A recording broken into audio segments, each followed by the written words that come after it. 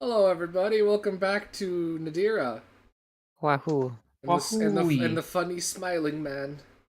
Funny schmindy man. Okay, so, last we left off, you guys explored the island that you teleported to in the first session. Upon landing, you realized it was eerily quiet, and there was no animal activity of any kind, nor was there pretty much anything, really.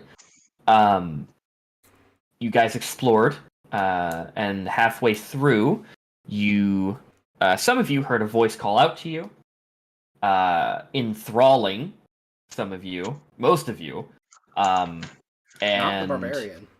not the barbarian, and not the druid.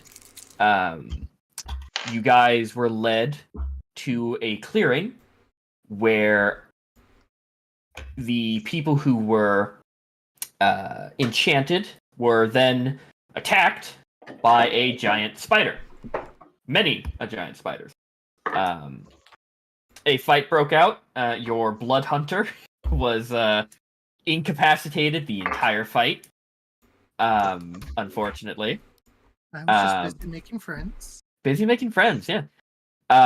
And you guys managed to defeat the giant spider. With Rio dealing the final blow. Yeah. And you guys explored ruins that were close by that held the shadows, the replayed memories of the last moments of the people of the what Rosalind suggested was probably a magic school. Upon entering it, you found kind of in the center of these crystalline residue from an explosion, a cylindrical object, not cylindrical, a spherical object with jagged crystals pointing out of it, and the ability to rotate, but you didn't understand the puzzle, and it would require to research it more would require a space for that, and several hours, if not days, of worth of time, but you will figure that out. You took it with you, putting it in the barrel that is on Rio's back. And you guys heard some singing, went to the shore, and found a elderly dwarf currently getting up some crab traps. Shelk scared the living shit out of that man. But you guys woke him up, talked to him. He told you that his name is Nori. Told you guys where you guys were. You're off on this tiny island over here. If I will be able to grab the Island is average size. on this island. And upon talking to him, he agreed to take you to shore. And so now we're gonna pick back up while you guys are currently still in the boat as he brings it back to his campsite. So, what are you guys doing? It is dark outside. It is kind of terrifying because you look into the water and you just it is reflecting the moonlight, but it is just pitch black. And the boat is just rocking. Those who are kind of the motion is nauseating, to say the We're least. feeling the motion of the ocean. Yeah, exactly. I'm feeling right at home. Yeah, and Trying not to throw up. but yeah, Nori's just kind of rowing the boat back. It is a calm night. You don't really. There's no from where you guys, and as you guys are getting closer to shore, you don't see any like lights on. You don't see buildings off in the distance yet. He seems to be a little ways off from any civilization. But eventually, for those with dark vision, you start noticing the shoreline get closer and closer, and you're about maybe 10 minutes to shore. I'm getting closer, lads. I'm getting Nor- real sick. Don't worry about it. You'll get used to it. I might vomit. I don't feel good. If you do, go But put your head off to the hurt. side of the boat, please. Do not vomit in sight. Thank you. Yeah, feed the fish. My tummy hurt. Are there fish? There's crabs in the in like these large nets and traps. A very good haul of crabs kind of sit at the base of your feet, taking up the majority of the boat itself. So you guys have to kind of sit awkwardly. But within a couple of minutes, the boat pushes onto shore. Nori jumps out, grabs it so that it doesn't, shift back. And with, if anyone wants to help him, you guys secure the boat. Mm-hmm. I'd do that. I know how. Yeah, you help him. You tie it down. And he looks at all of you, claps his hands, and points at a very dingy looking campsite. He goes, "Home sweet home." Yeah, no, this is where I'm staying. So I could start a fire. But unfortunately, and he kind of points off to your guys' right, and you do see off in the kind of following the coastline, the very distant lights, like minuscule at this point, of a city off in the distance, kind of hugging the shore. And he goes, "You're looking at about a day and a half worth of travel to get there. So, I got a couple of extra bedrolls, if any of you lack that bit of bedding, but for the most part, I didn't expect company, so..." I think I got one. Don't worry about it. It's leagues beyond the last couple nights. I mean, last night we slept on the sands, and the night before that, well, we woke up in the cave. So surrounded by flesh-eating goblins. Yeah, you did tell me that. I don't envy you, but luckily you're no longer in a cave. So, and you see he walks over to the fireplace, and Shelk helps him, and together they quickly light a fire. It is a humid night.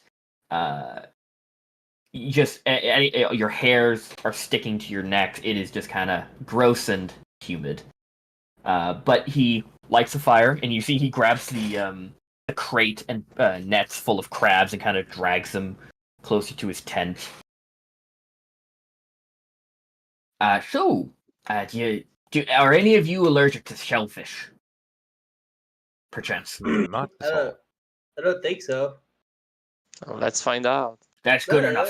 Yeah. You see he grabs out a pot, and just grabs a container full of fresh water, dumps it into the pot, and when it comes up to a boil, he just starts throwing several crabs into it.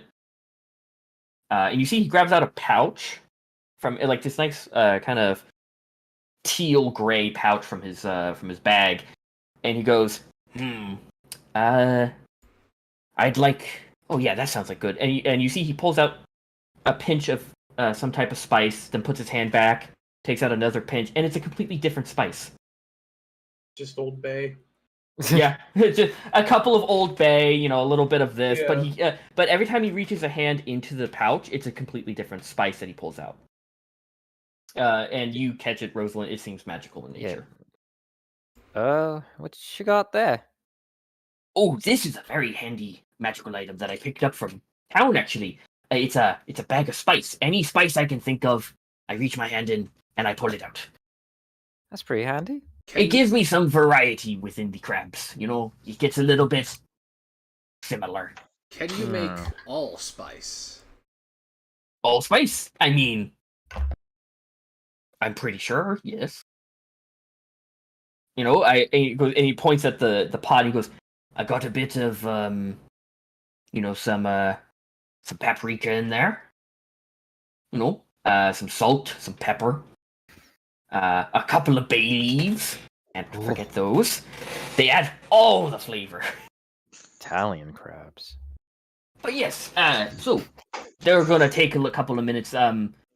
Anyone kind of not willing to eat some crab? Because I got some hardtack, and he holds out this very dry, hard-looking biscuit.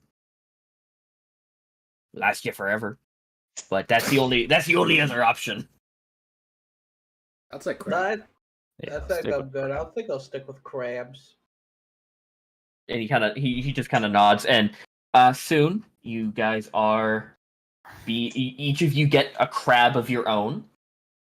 He does kind of crack the shell open and like just gets out all the meat from the crabs for you. Hands you guys some like tiny little bowls full of it, with some of the stock it was cooked in. It's delicious crab. Oh, what do you think you're going to be doing? If I'm allergic. Yes, sure. Roll a con save. That's a natural 20. I think I'm okay. You're good. I don't have a shellfish allergy. You lived pretty close to the shore. Yeah. And so it's not uncommon for you to have eaten crab, but it was a rarity. Well, yeah. Like you've tried it in your past, but you didn't have it every week. Good old sea bugs. But shellfish immunity, yes, exactly. But he kind of leans back, still kind of like nipping at like pieces of crab, and he goes, "So what are you gonna do when you get back to town? You're kind of a ways away from your original location." Find more transport, be on the way. That's fair. Well, if you're looking for travel, Razna is your place to be. A lot of things go in, a lot of things come out of it. So anything you're looking for, it's gonna be there. I think me and Jess are just gonna look for more jobs, and it didn't really have a plan coming here to begin with. Yeah, like who needs plans anyway? Same plan, different place. Get money. Adventure. Well, there's if I can offer some advice, there's a big like community board which in the town square where they post like bounties, some current jobs, and like maybe like some flyers for current festivals that are going on. But it's kind of the place to look. It's just a gigantic thing close to the harbor, so you should be able to find it. Any recommendation on lodging? Oh, yeah, no, there's which kind of price range? That you're kind of keeping it. Yeah, middle of the road. Yeah, really not swimming in it at the current time. Oh no, that's fair. The Sunlit Tavern is very nice. I've stayed in it a few times before. The owner is called. Her name is Aveline, and she is very welcoming to you. Like I said, it's right by the harbor. Decently priced. You get good service for your money, but it's not like silk bed sheets type of level. That's in the Palace district, and I don't think any of us here really have that type of money. There's a palace out here. The Emperor lives in Razna. It's the capital. So there's the Palace district, then the Market district, which is kind of your run of the mill type of businesses, some lodging, and then there's the Harbor district at the bottom, which you have the fish market and all that, where most of the trade happens. So you're not going to really find a lot of lodging there, but in the Market district, of course, you find pretty much all you need, really. Gotcha. But seem to know a lot about the city. I was originally from there. Why are you all the way out here? It gets loud. It gets really loud in the city. And I was originally a fisherman, kind of on the boats. Worked at the harbor for a few years. I was offered the job as harbor master, actually. But I turned it down because I'm not as young as I used to be, and so sitting down and kind of writing out stuff, and like making sure people have permits and all that, kind of made my arthritis in my hands a little bit harder. So I decided to skip it, return to return to the old wild, and this is where I call home. And he kind of points at the campsite. He goes, "Has been for about 3 years now, and I don't see it changing. I don't see Never- myself building a house." So, Never run into any trouble out here? oh, a couple of times. A couple of some big-headed hotshots come off the main road and try and rob you. But the minute you start throwing crabs at them, they kind of get weirded out and they run. Yeah, that'll fucking do it. Seems like a nice place around here. Yeah, but the main issue is I have run into trouble with not more of the sea folk more than the land folk. There's a couple of more people who didn't like me fishing above their territory, but after a few talks with them, you're perfectly fine. And then some Kroatoa, the fishmen, tried to sacrifice me at one point, but took him down, wrapped him up in a net, chucked him back in the ocean. Didn't feel like killing the poor bastard. I'm sure he got free, or some big shark ate him. But at that point, once he left my boat, he became not my problem. So, you get a few weirdos like once every 2 months, really. I did have the city guard come out, and while they were on a caravan back to the city, come out and ask me if I had all my permits and all that, and I told them. I told them that I'm not selling the crabs; I'm eating them.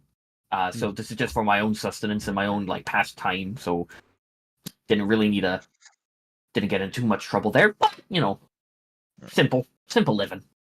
Well, I guess you've definitely hit the next 2-month mark tonight. Yes, I guess I did. And I'm a bit more wary about going back to that island because you said giant spiders. Well, I think they're all I mean, mostly dead.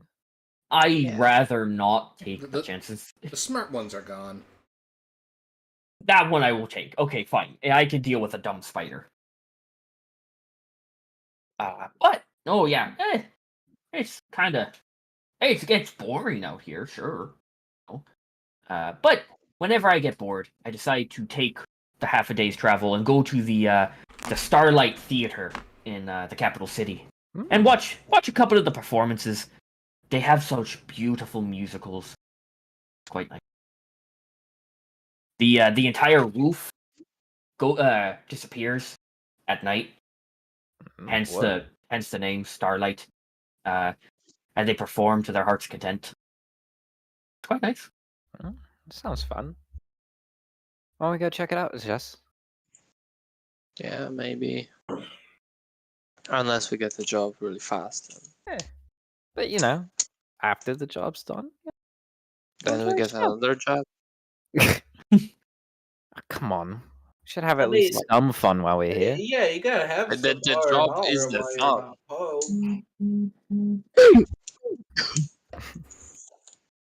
But if you actually get to town within the next few days and you think about sticking around, there's going to be a festival going on.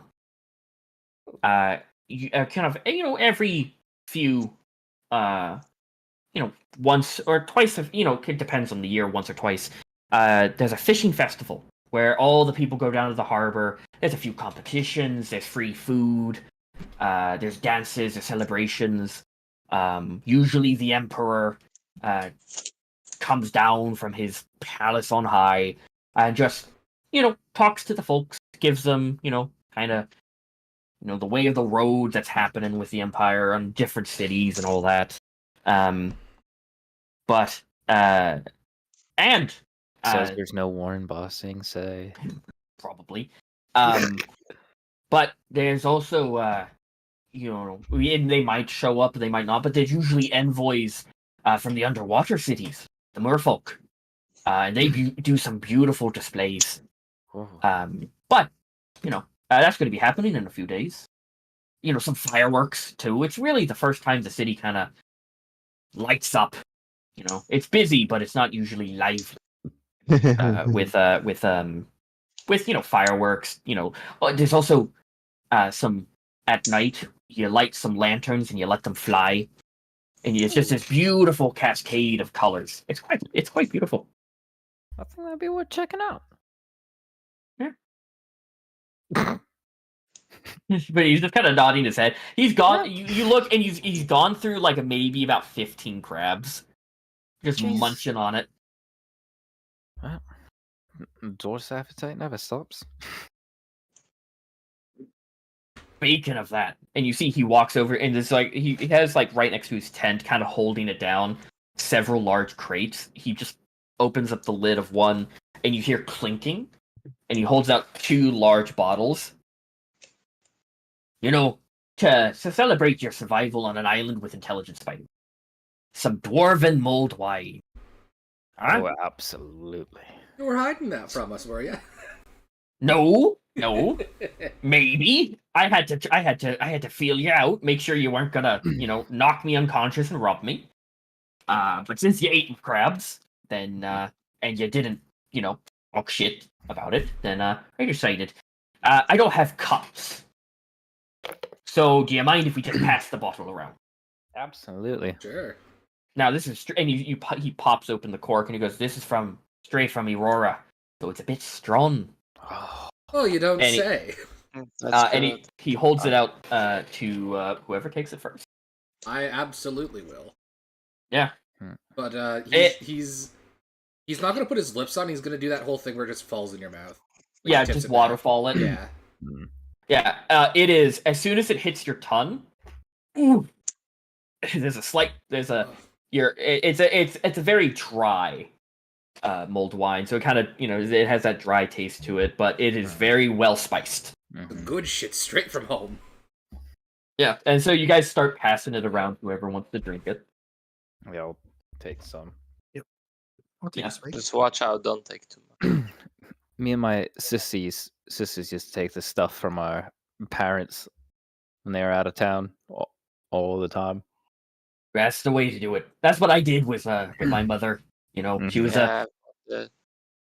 usually dwarven mothers are kind of they want you to go out and live a little because it's part of the culture, But mine was a stickler for, no, we have purity of this house, and didn't last long, really. Tried taking my dad's whiskey once. Snuck into his office while I thought he was sleeping, got all the way to the bottle, then I decided to check. Lifted his glasses up a bit. His eyes were wide awake. He was wide awake looking at me. Never known the fear of the gods since that point. That'll do it to you. That'll do it to you. And you guys, talk, pass the bottle around for a couple more hours before you guys. Nori kind of falls silent. You all look over, and he's just leaning up against the crate. Crab shells scattered all around him. Just knocked out. He's fast asleep. Oh, jeez. He's fucking pissed. And so is Shelk. Shelk is also kind of curled up in a ball. Yeah. Benefits of the simple life. Yeah. But you guys do kind of, it is pushing 1 o'clock at this, 1 getting closer to 2 o'clock. So. Yeah. He did give you some, for some bed rolls for some. Yeah, there's 3 that you guys can pick from. Also, he's not sleeping in his tent, so there is a bedroll in the tent if anyone wants to just steal it from him. I'm sleeping on the beach again. I already got one. Yeah, I'm good. Gotcha. Okay. Yeah. Akira's gonna try and drag him to his tent so he can sleep on the bedroll at least. He does not wake up. He's a very heavy sleeper. Also, he is heavy. He is a stout dwarf. But you manage to drag him. You get him halfway into the tent, his like half of his half of his torso and his entire legs are just sticking out, but he's close enough. His head's Yeah. on the bed. Akira really struggled with it. It took Akira some time, I imagine. Oh yeah, Only 10 strength. yeah. What is? Does anyone want to take first watch, or are you guys just gonna fall asleep? I say fuck it. He's been safe out here for 3 years. I think we're Yeah. fine. Yeah. Okay. Yeah. You guys fall asleep. And soon enough, all of you are woken up to the sound of someone banging a spoon on a pan. Doo, doo, doo, doo, doo, doo, doo. Come on, wake up! Come on. Oh, Is that the same guy? Yeah, it's Nori. Okay. You Just- had so much. How can you be so loud? Because it's it's early. You gotta get up. Come on. Oh god. You're wasting the day away. Come on. Very true. Yeah. Sorry. Right, It's he's gonna time get to up. go. And you guys wake up and you look at it. Dawn has just cracked. It is like it's 6 o'clock in the morning at this point, and he's woken you up. Come on. He's just snapping his fingers. We're up. We're up. The sun's not even awake. Well, I am, so you gotta be too. Fuck. Oh damn it. Hey, you get and you the see- sun to beat the sun. There is, and you guys do kind of like you smell the scent of the sea kind of on the breeze, but also you smell very good food being made. And you all look over, and on the there's like a cast iron pan kind of hovering over the fire, and what looks to be some type of bread. He goes, I decided to give a little. Got open me sourdough starter, and decided to, make some bread. And it is puffed up and currently just being just like this nice golden brown on top. And he's like, "It'll be done in a few minutes. I got some more crab. Same old, and some fish. Crab sandwich. But soon he pours you guys a little bit of mulled wine because he doesn't have anything else to drink. Yeah. Gives you guys some of that, and you guys eat some bread and eat some crab. And you see he kind of leans back, and he's dressed down a little bit, like he's out of his more warm weather clothing. Because he was out on the water. He's like down to a shirt and some pants instead of his like vest. And he kind of leans back and looks up, and he goes, "Going to be a good day today. No storm clouds on the horizon. So if you're going to be traveling, today's the day to do it. Going to be pretty." Yeah. Thank you. This will be a nice trip. But you guys eat, and soon you guys are just kind of bellies full. And you see Nori is just over on his boat, just doing some like scrubbing it, doing some maintenance. Kind of removed himself from the conversation, not really sure how to deal with people anymore at this point. So he's just like, "My social battery's done. Bye." So he's just currently like, scrubbing it down, peeling off any of like residue, and just kind of like looking for holes and shit. But yeah, he's just doing maintenance. What's the plan? Yeah. Okay, so Well, is everybody ready to head off? I got got my stuff. Wanna do one ready thing. to go. What? I'm gonna go up to Nori. Okay. Yeah. And hey Nori, just wanted to say thanks for the hospitality. Oh no, you don't need to thank me for that. My mom always told me to when you meet strangers, you put your best foot forward, and 9 times out of 10 they'll do the same. So y'all have been a blast. It's been a while since I've had company, but I'm glad it was you. But yes, It's an absolute pleasure meeting you. he rolls up his sleeve and starts holds out his hand to shake yours. Shake. And you now see like up his entire like on both hands, just his forearms are just these beautiful like bright red and like colored tattoos of like nautical like some sea life and all that, just all over his arm, covering every inch. Mhm. It was truly nice to meet you, and I hope whatever you need to find in Rasna, you find it. Mhm. And no more falling down mountains into a cave with flesh-eating goblins, and hopefully no more intelligent spiders. We will. Oh, we can't promise you that. We'll certainly try our best, No though. promises. You know what? That's good enough. But I'm hoping that you don't run into that. But if you do, I hope you come out on top. Mhm. And if you're ever in the area, you know where exactly I'll be. I hope I'll we definitely cross be keeping paths that in again. mind. Next time I'll bring the liquor. He points at you and he goes, "That's going to be that's very important. You better bring the good stuff. I swear to God. If you bring any of that wissy shit, I'm gonna kick your ass. Got it? Got it. Got it. Now, be gone with you. Mhm. I'm getting tired of company." And he Fair. just starts shooing you away, muttering stuff in Mhm. Dwarvish. Like, come on, get up, go. All right, we're going. I reply back in I Dwarvish. That never gets old. And while we're leaving, as soon as he looks away, I'm going to flick a gold piece into his tent Okay, gotcha. because I know he won't take it. Yeah. Yep. He You has, know, he has no need for material possessions. He has crab. Yep. He has a self-sustaining life and a very simple one, a very Spartan lifestyle. Self-sustaining economy.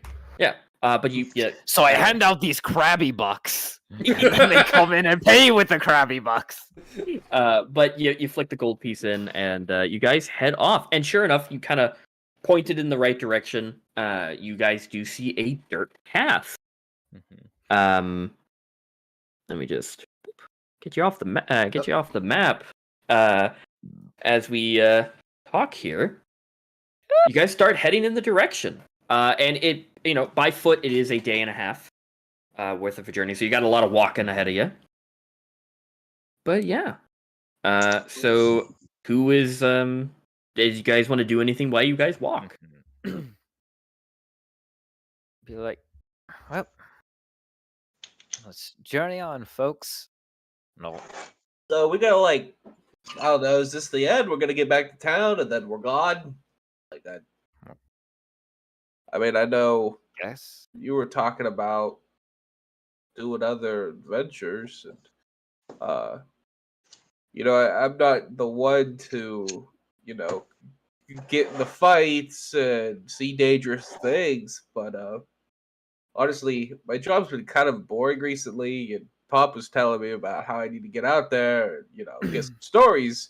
So I was maybe, if it's okay with you, Rosalind and Zesh, could I possibly tag along with you? And if I become too much of a burden, you could just drop me off at the next town. I don't have any, I don't have any combat skills or stuff like that, so I could help carry but stuff. yeah, you have stories about the beast though, so that's more Yeah, than enough. I mean, I could carry your sword, Zesh. You know. I think I'm pretty capable to do that on my own. Well, yeah. Well, on these long journeys and stuff like that, But no, we'd absolutely love to have you. Oh, okay. I mean, I just figured you'd probably just be trying to get your way back home. Well, this I point. figured I could write a note, write some sort of letter, some sort, explaining what happened, and eventually, maybe state that I'll be making my way back. But just like, hey, please don't fire me. Things kind of went crazy. I'll explain in person. I met a bunch of people who could vouch for me that it happened. There's an amethyst dragon. Kind of. I mean, I feel like you're probably gonna lose your job. But do you know what's an even better job? Adventurer. I mean, I don't think it has as many benefits as mine does. I mean, I got a 401k dental and vision insurance. You have dental. Yeah, no, they cover dental I never had and dental. vision. And That's yeah, great. and vision. I mean, I got glasses for a reason.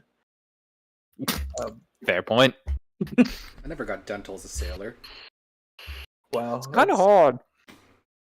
I mean, you get citrus. I mean, yeah, you get like, Anti-scurvy is kind of a dental plan. Sort of.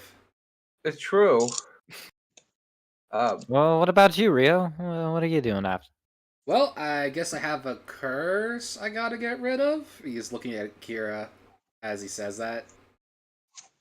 Yeah, definitely a curse.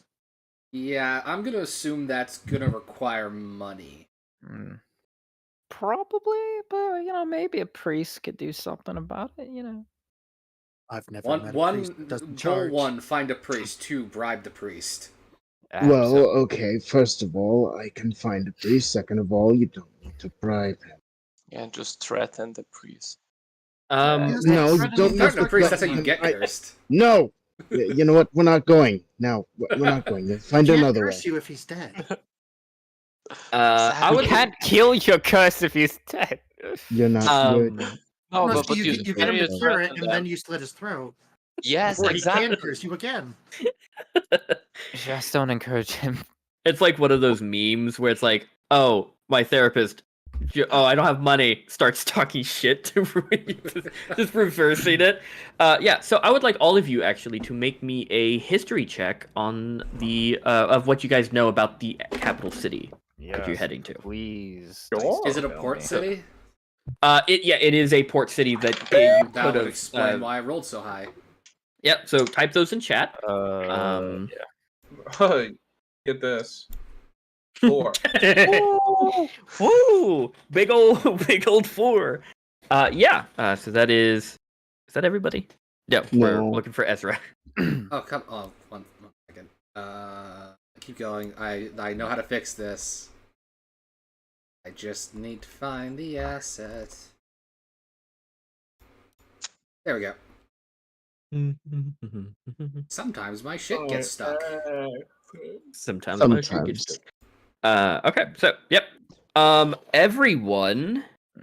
Actually, everyone rolled pretty fucking high. The DC was 10, so I only the very homeward bound Tobias doesn't really know much about it. But yeah, Razna is known as the City of Jewels.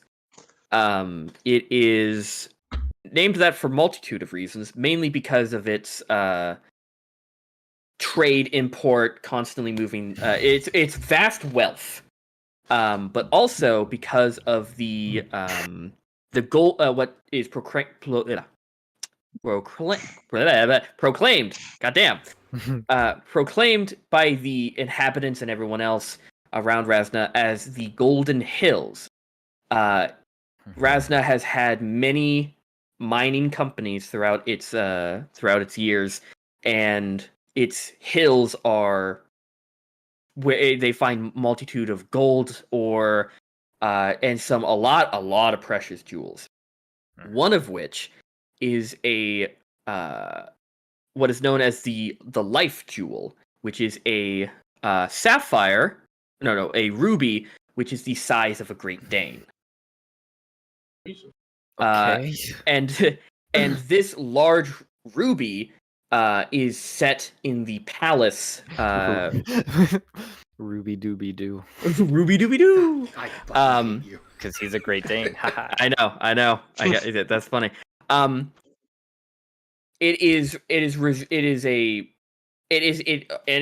who is in possession of it is seen as a person with immense power, and it also has almost a divine sense to it, where people are like, this is the reason why the city has been prosperous for many years and hasn't seen a single bit of poverty or any type of financial blight to it. Imagine this as like an heirloom of the Emperor. Yes, it is. It sits at the as the center part of the gem-encrusted throne. Mm-hmm. It is a horrible thing. The literal crown jewel. Yeah, it is a horrible thing of like opulence within the palace. And the emperor, usually on, when addressing foreign diplomats or anybody where he has to show type of power or any type of presence, he will sit upon the jewel and the throne and kind of just like, yeah, fuck you, I got this thing. Yeah, I'm sure Grandpa has told me great detail. Definitely. It's like, was it Masa Musa who just went around giving people gold because he's like, I'm so rich Yeah. and important. Exactly. At this Pretty point, much. now a couple, several decades earlier, it used to be a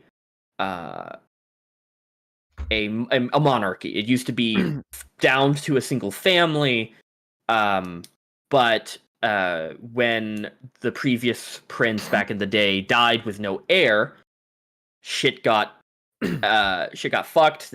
Multiple civil wars happened. Rebellion groups propped up trying to get power, but eventually, it was turned into the empire that is known today, with the current emperor sitting on the throne, and peace relatively, has kind of fallen upon the empire. You get a few, you get a few weirdos kind of trying popping up, but as far as all of you go, who have lived in Nedera, he is seen. This empire currently has been seen as a good thing, very high in morality, basically. Tobias is over there, like, I think we have a prime minister. Yeah. I think it's an oligarchy. Yeah. But the what also is known as like every other city in Nedera, each city worships a singular kind of deity who is not like, you don't have to worship them, but each city has its own saint, technically. And Rasna's is where is it? I need to get it. Is the Lord of Fortune, Bulios. And I'll type that in chat. If I can get to it. And this is kind of a because like it is a they think worshiping this deity as their main saint is what kind of brings this prosperity as well. So if even the people who follow a different god still pay tribute as like a, hey, thanks bro type of mentality. It's just like a culture of the city thing. Yeah. And this happens worship. Yeah, this happens with every other major city. Not each town has does what it does, but each city has their own primary deity that they do kind of pay tribute to. Mm-hmm. And so that, and specifically Rosalind, yes, because you did roll a natural 20. +3, so you got a 23. I'm so drunk. You do know about the Night of Sapphire. This happens every other night. Every other night at dusk. Most every resident, but also every other business, goes silent, as it is every other night is a silent prayer that lasts for 2 hours. So every other night at dusk, the city falls quiet, as the people who do pray to the god of fortune pray, but everyone else who doesn't kind of goes, I'm going to be quiet out of respect because I don't want to be the person everyone knows that made noise. Thank you. But it is, kind of, it's on and off. Like any tap, do I know, like, are people gonna get legitimately pissed if we make noise? Like, you're gonna get people who are gonna be peeved. Some people who are get, like, escorted out of the city. No, unless you're going around purposely doing it, you're gonna be perfectly fine. There are gonna be some, some of the older crowd who are gonna be a little bit more see that as more of an offense because they've taken it Mhm. seriously. But for the most part, people are going to be like, "Hey, yo, that was a mistake. You're cool. We're good." Yeah, they Yeah, might so- like tap you on the back of the head, like shut up. Yeah. But it's not totally unseen of someone, because some people need a cough, some people need a sneeze. Someone's gonna walk out of their house not knowing the time and just go, "See you later, honey," at the top of their lungs, and then just go, "Ooh, shit, sorry." Yeah, it's a taboo, not an offense. Yeah. But yeah, for the most part. Taboos are the The- fun ones to break. And you do know that it is, Dicha is like the town that you guys went from. It is a trading hub, but this is the biggest trading hub in Nedera. Ships go in and out of the port every single hour of every single day. It is constant, large, gigantic ships go in and out. It is the second largest port in the world Mm-hmm. outside of the Obsidian Isles. So this has shit coming in and out of various different quality and quantity. You have civilian class ships coming in. You have trading ships. Everything that you can think of comes in and out. And you know this too, Rio, because you were on these ships every now and then. That's a good thing to know for my backup character's backstory. Yeah. There's also the city is broken up into 3 different sections. There's no walls separating them. What? Holy shit, toast. I don't know what happened. Your chat. Oh. But you do know that the city is broken up into 3 districts.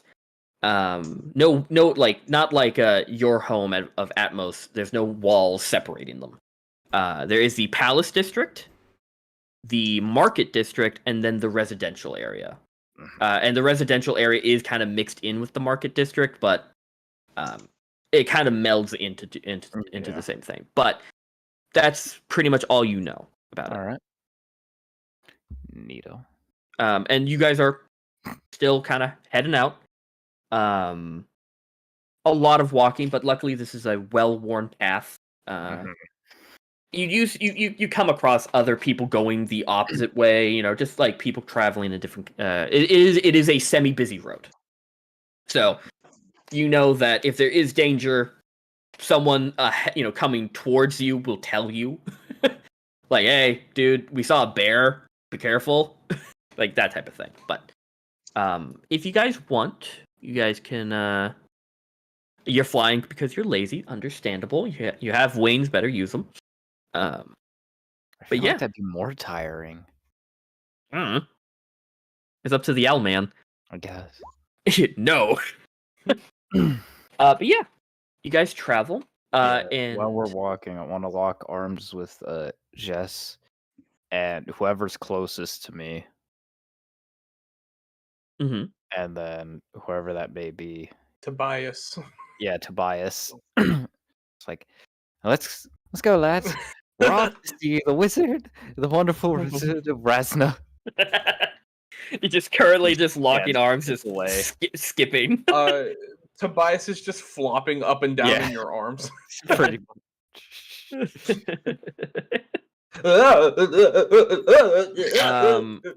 But soon, the morning falls into evening, and the sun sets below the horizon, and you do have a little bit. You have several more hours to go to be able to make it to the town. But the night is falling, so you guys can push I hope he forward. catches himself. You guys can push forward if you want to get there faster or get closer, but you will risk the possibility of getting a point of exhaustion. Well, I hope that's night. I hope the Knight Squire can help him up, because getting up in full plate armor is pretty hard. Okay. You know what? You're gonna get negative inspiration for that. Yeah, I'll take it. The next roll you have will be at disadvantage. You've given us a goal, Um, Jakai. You shouldn't do this. But yeah, you guys want to continue on for a couple more hours, risking the chance of a point of exhaustion, or do you want to bed down for the night? Rio is because- sleepy. Sleepy? Okay. Yeah, you guys can. Yeah, I guess. I'll do Okay. it. Just chill. Anyone want to take a watch? I'll take it. Okay. sure. First watch I'll is take last. okay. First watch is Ezra and Akira. Second watch is who? I'll do it. I'll take it. Rosalind and Tobias. Sure. And then the last one will be Rio and Zess. Okay. Okay, so first off, Right. I think I should give Rio. I got Tobias last time. She Okay, mixed yeah. up the watches. okay, gotcha. Yeah. So Tobias is with Rio and Zess is with Rosalind. So starting us off, Akira and Ezra, you guys can roll perception checks if you guys want, and type them in chat.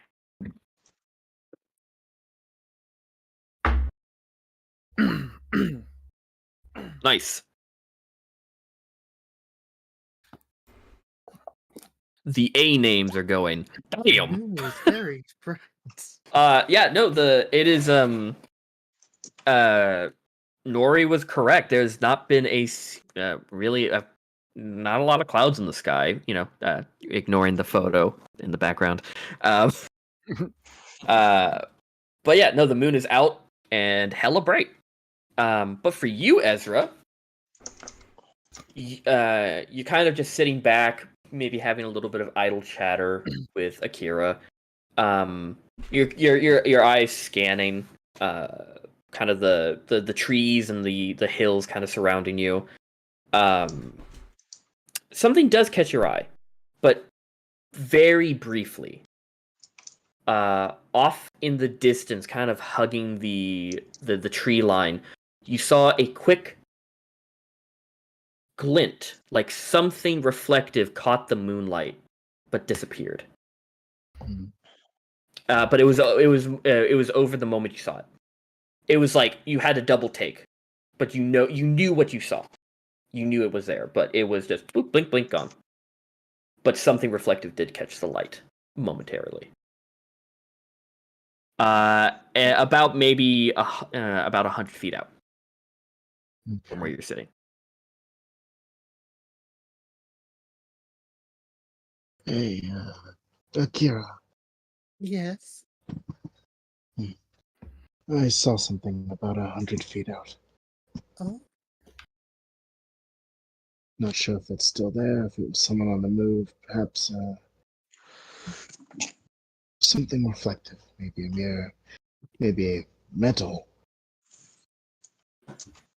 Well, should we go check it out? Should one of us stay back and keep a watch? Or... I'll try and get a sky eye for it. Okay, If I don't come back, then wake the others. will do. Okay. So you fly up. And you're going to go towards the tree line to Yes. see if you can find anything. Okay, yeah. So you can roll me another perception check, or you can roll me an investigation check, depending on are you scanning or are you like searching? Searching. Okay, this will be investigation. Suddenly, a javelin flies out of the tree line. Don't do this. Don't ambush me.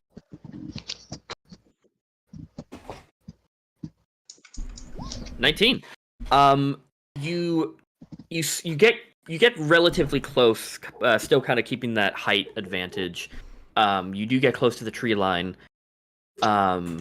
Scanning it for anything, any person or anything, but something does catch your eye. It's not a person, but you do see,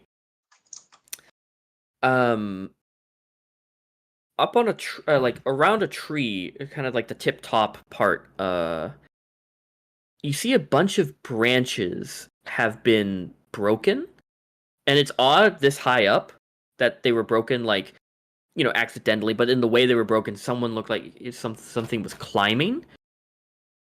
but you also see kind of like a weird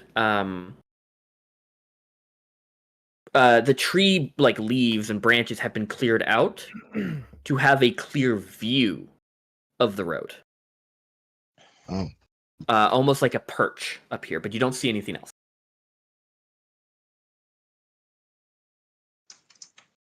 And you kind of look back to where your camp is, and you're like, okay, this is exactly where I saw the glint.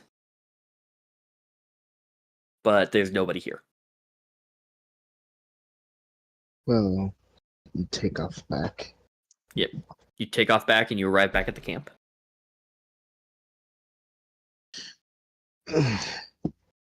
Found a perch, a small hideaway. Just beyond the tree line. Up in the trees, rather. Oh, Someone was definitely watching us. how fun. It's not uncommon this close to the city. Especially with festivities so close. Bandits getting ballsy. Just make sure to tell the others to keep their guard up. Maybe. I'm gonna go take another look. Final swoop. I'll Okay. stay here. Yeah, you take another final swoop. Roll me another investigation check.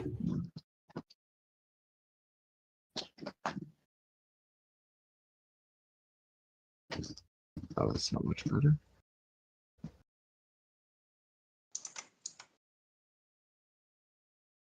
Okay.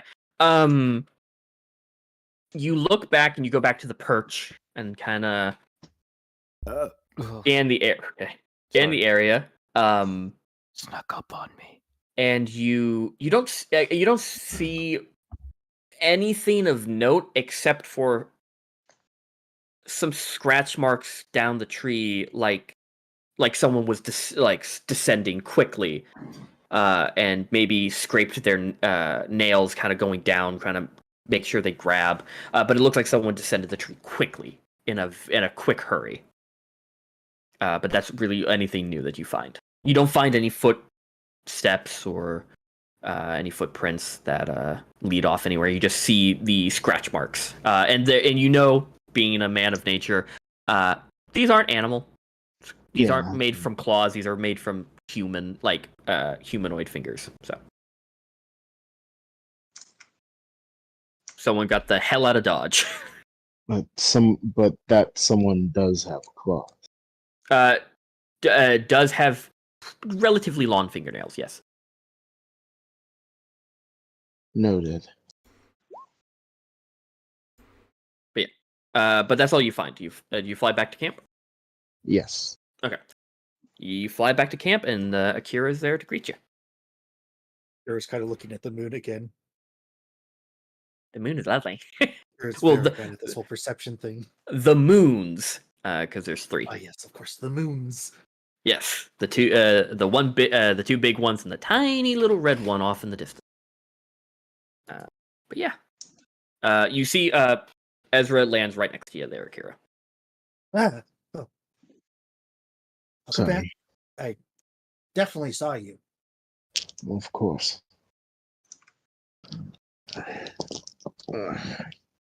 Didn't find anything else.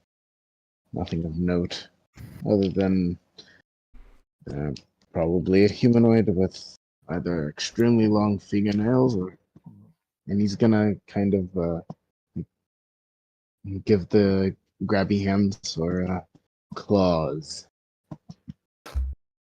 Grabby hands. Grabby, Grabby hands. like a big toddler. Gimme. Yeah. But yeah, you get told this information there, Akira.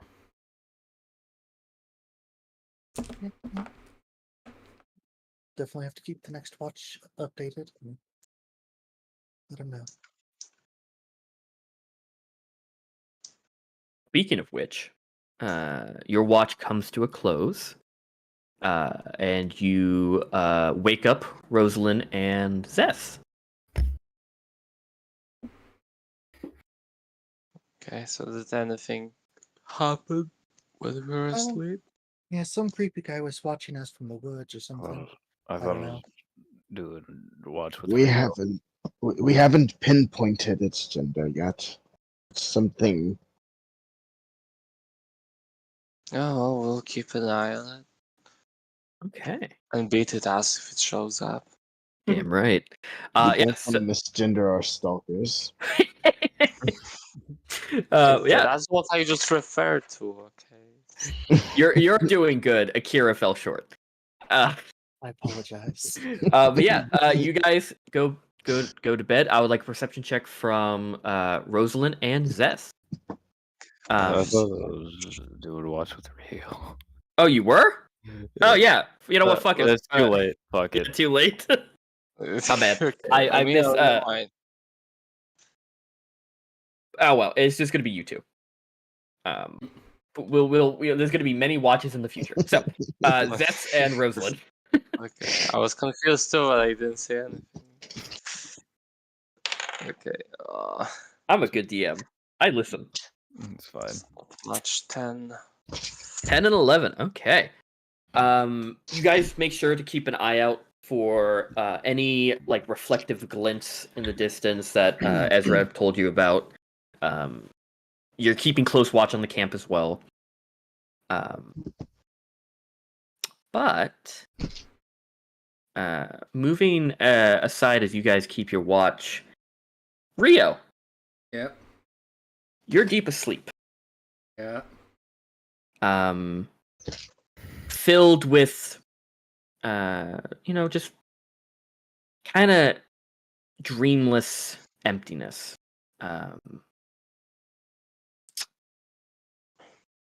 But then you start hearing your heartbeat in your ear, just doo doo doo doo, and you start feeling kind of like you're no longer laying down on this hard, like dirt ground, but you almost feel buoyant.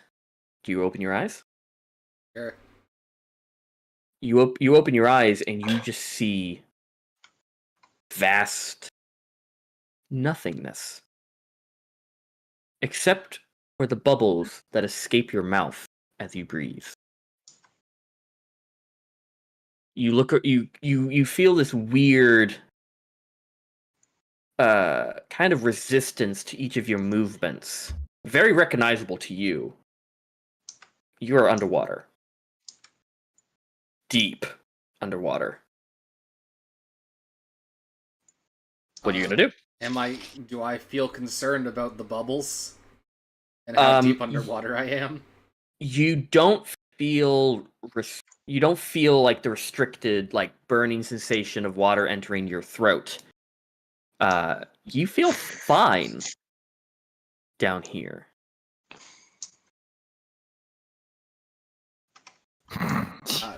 You're too fast with that shit, dude. I mean, there's nothing around me, right? So I guess I'd try to go up. Yeah. Make me a perception check. All right.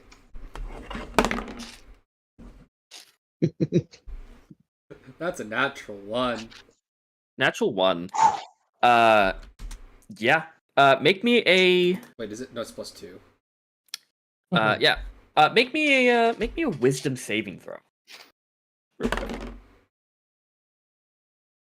What the fuck? What is Rio? Wisdom saving throw? Baby, Rio don't hurt me. Don't hurt Oh me. no. No, 18. Yeah. You're swimming up and your vision's kind of getting cloudy because it just seems like it goes on forever. There's no end in sight. You don't see the surface because you don't really know which way's up and which way's down. But then you smell it. Irony and very metallic. Okay. As you you breathe it in and you feel the taste on your tongue as you taste blood in the water. And just in the back of your head, you get a little bit of concern, but then suddenly that is overtaken by a very excited hunger. Jesus Christ. As you kind of take another big you breathe in a larger breath as you try and savor it for a moment, and you know exactly where it is, and you're really hungry. And without just you choosing so, you are taking off in the water towards the source of the blood, and you are moving, and you're swimming faster than you normally ever thought you could, seamlessly, as you draw closer and closer, and I just copied it too. you close your eyes, and suddenly you're being shaken awake by somebody. As you look up and you open your eyes, and you see Rosalind shaking you awake, getting you ready for your watch. Oh, it's your turn. What? Slept in. What? You're supposed to take watch with me, but You slept in. you see Thanks. Rio opens his mouth to say what, and a bunch of water just falls out. What the fuck? And it is salty. It dries out your mouth, Rio, as you just spit it up. What? How the? Don't you know better than to drink seawater? Seriously, what the fuck? We're not Yeah, we're I not don't even know. close to the sea right now. Yeah, that's why I'm fucking confused. What do you think I'm feeling? Jesus Christ, man. But you do see, Rio, you feel an itchiness on your palm. I look? I look at my palm. It has grown from a golf ball size to almost taking up your entire palm. Shit. Do I shit, notice? shit. Yeah, you see him lift up his hand, and you just see his entire palm is like nearly black. Oh shit. It's that dark green, like greenish black, kind of like mossy look to it. That's nearly taken up his entire palm. I'm gonna go over to Kira and wake them up. Yeah, you go to Akira, and Akira, you're forcefully woken up. It's still dark out. I did my watch. The curse. Yeah, what about it? My hand is black. You see, he shoves his palm into your face, and you see, instead of a perfect circle, it's now taken up his entire palm. Not his fingers yet, but his entire palm. We could still cut the arm off. Well, it's not gonna help because I just threw up seawater. I mean, you can just cut off the hand. No? If it's reached your lungs, then you're already dead. Don't scare him. You're fine. You have tuberculosis. It's reached your lungs. See, there's not supposed to be seawater in your lungs.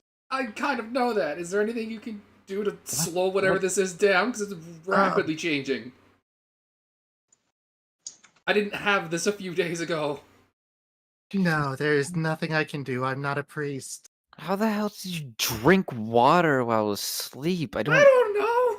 Did you fill one of your water No. sacks with seawater? Are you No. sure? I'm a freaking sailor. I know not to drink seawater. I mean, how much do you Apparently have to not. drink on the beach? Maybe you filled it without realizing, and then you had a swig in your sleep or something. I don't think that's likely. Well, you're talking about spitting up seawater. I think the realm of likely is pretty wide right now. I need a priest or something. Apparently. Good God, what's going on with you, man? I don't know. But moving from you to someone else who is fast asleep. Hey, Tobias. You are having such a beautiful sleep. You are calm, and suddenly you hear someone banging on a door. Just full on, like, boom, boom, boom, boom, boom, boom. Am I in a void and there's a door? Do you open your eyes? Sure. You are in a bedroom with stone walls, a beautiful Oh. carpet, and a large fireplace. Unfamiliar to you, but unfamiliar at the same time. Like a weird, distant sense of deja vu. But the door, you do see a large wooden door in front of you, like across the room, and you just hear the banging, the muffled, boop, boop, boop, and someone muffled screaming at you. Who is it? The banging continues. I look around the room. You look. Is the banging aggressive? The banging like, is is it- aggressive, trying to get your attention. Oh, okay. Like, hey, fire, fire, that type of. Oh, like, oh no! Is everybody okay? And he's gonna go, kind of waddle over to the door, reach up and open it. yeah, you walk toward and you reach out. You don't have your wooden hand, and so you just grab. Oh. You don't even recognize it. You don't clock it, but you don't have your wooden hand. You open the door, and you see a large dragonborn, cladded in this dark black armor. Again, a strange feeling of deja vu. You know this person, but yet you don't. They grab you by the shoulders and go, They broke in. Get ready. And they turn around and run out, and you get this sudden sense of, oh fuck, I gotta get ready. You don't know what's you feel like you should feel nervous, but now you feel high alert. Okay. I'll run back into the room and take You a run- quick look around. You see on an armor stand is this beautiful set, similar to him, but your size, of this black, kind of jagged looking armor, and right next to it is a large, thin, kind of like obsidian onyx black looking blade of a longsword sitting next to it. Yet again, the same feeling of, I know this, but I don't. That's I don't think I'm in the right place right now. I guess I'll grab the sword. Yeah, you go and grab the sword, and you hear just a distant explosion down the hallway. Oh no. With armor, I imagine he starts putting on the armor. Yeah, you kind of blink, and then suddenly you're like, you're donning the armor. You're finishing. You're like, you go from, oh, I guess I should wear it, and you blink, and then you're suddenly just getting it on. You're like, whoa. And it feels comfortable. It feels familiar against you. This is weird. You see the door again as it blasts off its hinges, flying across the room and hitting the wall. And you see running in is a humanoid person, sword drawn, like covered in blood, charging towards you. And in your head, you're kind of screaming, but all of a sudden your body just moves without you doing anything as you grab the sword and you thrust it up, impaling the person in the face. And then you wake up screaming, and all of you who are currently freaking out about Rio hear Tobias scream as he jolts awake. Oh no, Tobias. Well, is it water in the lungs? A bad dream? No, I just killed someone in my dream. That was weird. Okay. But Why are you screaming? That means you won. I don't know. I stabbed him in the face. Jesus. Yeah, no, I've never killed anything before. Like, I don't even kill bugs that are in the house. I put them in a little cup and take them outside. All right. You should. Maybe watching you guys, all you kill stuff, really has done a number on my psyche. Yeah, I you think traumatized stress is him. getting to you. Yeah. I will say, there's in the back of your head, kind of not escaping your thought, you miss that armor. It was yours, and you miss it. It just kind of bothers you that it's not here with you. It just Yeah. bothers you deeply. Same with the sword. You miss that thing. That was yours. You took you polished that thing, you sharpened it, and now it's not here. But you don't know why you're feeling like you miss it. You miss it. Is Rio okay? What's up with your head, man? Everybody's up. What's going on? His hands You a got bit it. worse, and he you got- vomited up salt water right Oh. onto my shoes. Oh, I guess I've never heard of that little symptom. I Yeah. heard you get hairy elbows. I don't think Itchy my elbows. palms and I mean, if you play with yourself too much, you get itchy palms and hairy Oh. elbows. So you got to cut back on that, Rio. God, I don't want to know First, what you're he's not my starting mother. it Second, to. that's not what happened. I mean, What the fuck did happen? I It's don't okay, know. I Rio, just it's know it natural. wasn't that. You all kind of hear this grumbling noise as you all look over, and you see Shelk kind of turning around in his bed, just going, "Quiet, sleep." sorry, Shelk. He just goes back to sleep. He's having nightmares. You're throwing up. What the fuck? Yeah, I don't. That was weird. I don't like killing people. I think if we get in the combat, we fight folks things again. I'm just gonna close my eyes. I don't know if that's necessarily the I best mean, solution. I think me witnessing, everybody killing those goblin things and then those spiders. Um, you know, I think it just really got to me. So I think I'm gonna close. No, that's not a good idea. I won't. I mean, stabbing that dude in my dream felt nice. So I don't know if this is like a warning sign that I'm going off the deep end, or not. Are you sure you don't want to go back home? No, I think I'm good. Okay. And plus, it's a long ways away. And plus, if you're decided to travel back home, I live in that general direction too. Maybe it's a calling for you to stab someone in real life. So Maybe you'll feel better if you stab someone. I mean, don't know if that's true. I do have a knife on me. I got it in the rummage, the rubble. I give But you that I. knife. Oh, God. Oh wait, no, yeah, you gave me this Jesus one. Christ, I crafted that myself. And you're calling I'm it sorry. rubbish. I thought it was one of the ones I grabbed, but then you gave me the better one, and I threw away the. Hold on. He pulls it out and goes, "No, this is the knife you gave me." For a second, I worried myself, and I thought I threw away the knife you gave me. Okay. But that was a close one. I had butterflies in my tummy there for a second. Spent weeks on that thing. But I like it. Thank you. You're welcome. But I'm hoping I only have to use this for self-defense.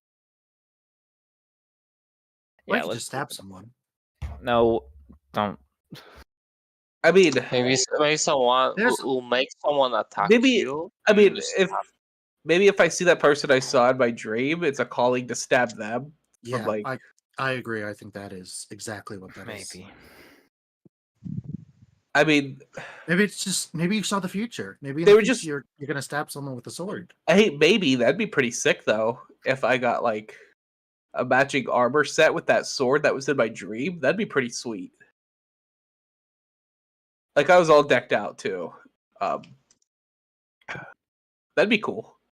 But I don't think so. I'm I'm a little too weak to wear armor.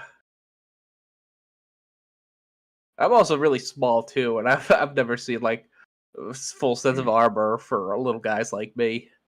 Leather. We've I had mean, members true. of- Yeah, I've seen them. There's plenty of them.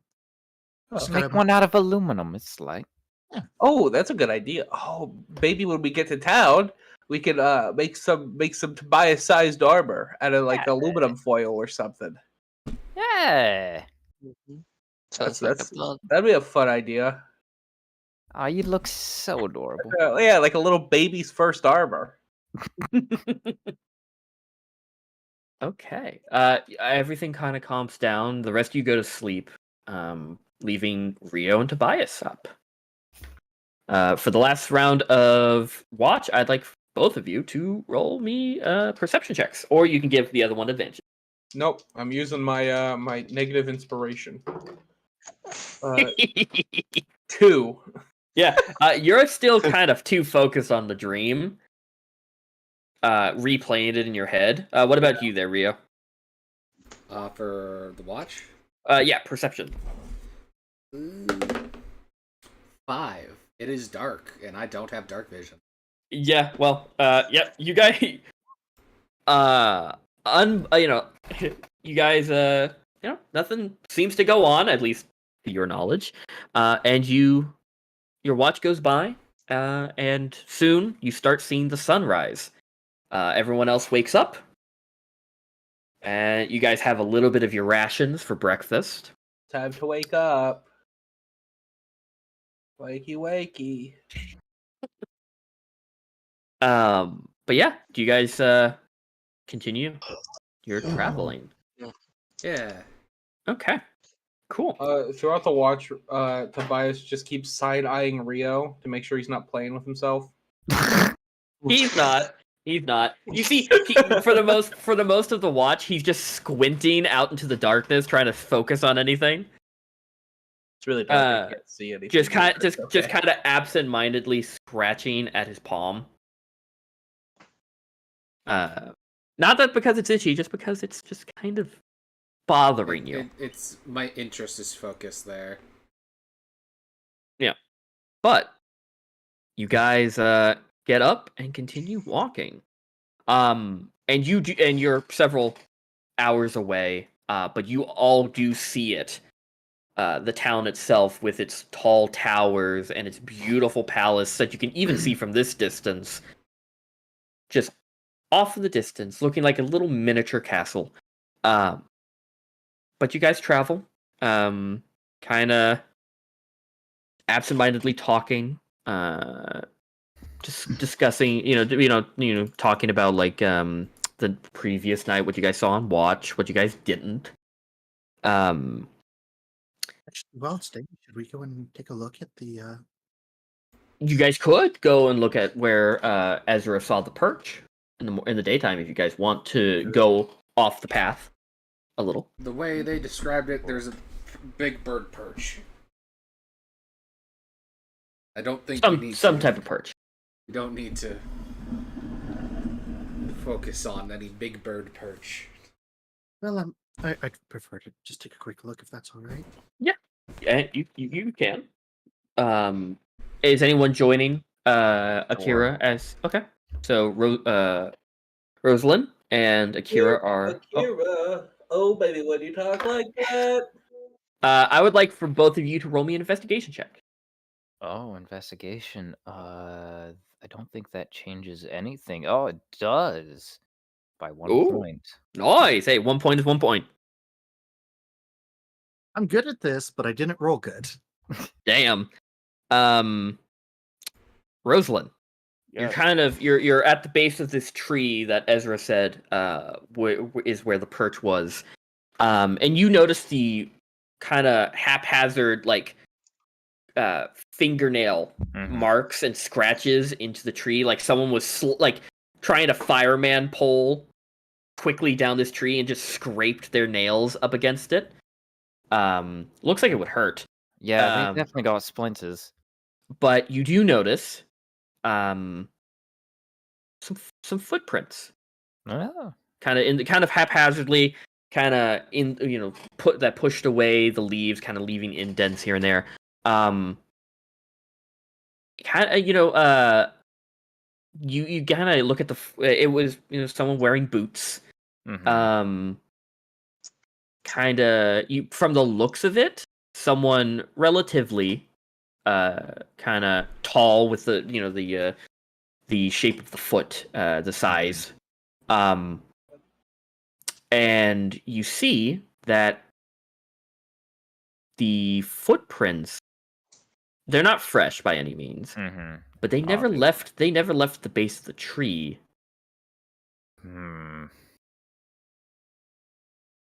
Yeah, it looks like whoever Ezra saw just kind of vanished. There's nothing here. What? Do you point out the footprints to Akira? Yeah, like they didn't walk, so I mean, even if they turned invisible, it would have left footprints. Akira, Yes. can you roll me a history check? Yes. It might actually be useful. Just gonna find history. There it is. That is an 18.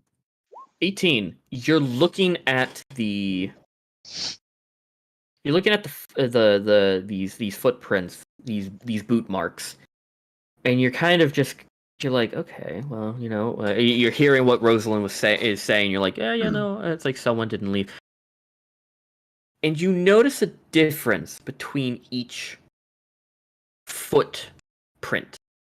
One looks like it's dug into the dirt much more than the other, as if someone was walking with a limp. And that kind of catches your attention just a little bit. Because of yeah, it does. You remember, spying on someone that walked with a limp. That's fun. That's a fun time. Yeah, but that's what catches your attention. All right, I think we should pack up and leave immediately. What the fuck's going on? Those are bad footprints from bad people. We need to Elaborate. go. Bad people who want me dead, and I'd rather not be dead. Fair enough. Could you explain more, considering this involves all of us now? So remember how I said I left because of differences and ideals? Correct. Yeah, those ideals were the fact that they were corrupt and working with cultists, and I caught them and found out, and yeah. Oh, fucks. What kind of cultists? Bad cultists. They're all bad. I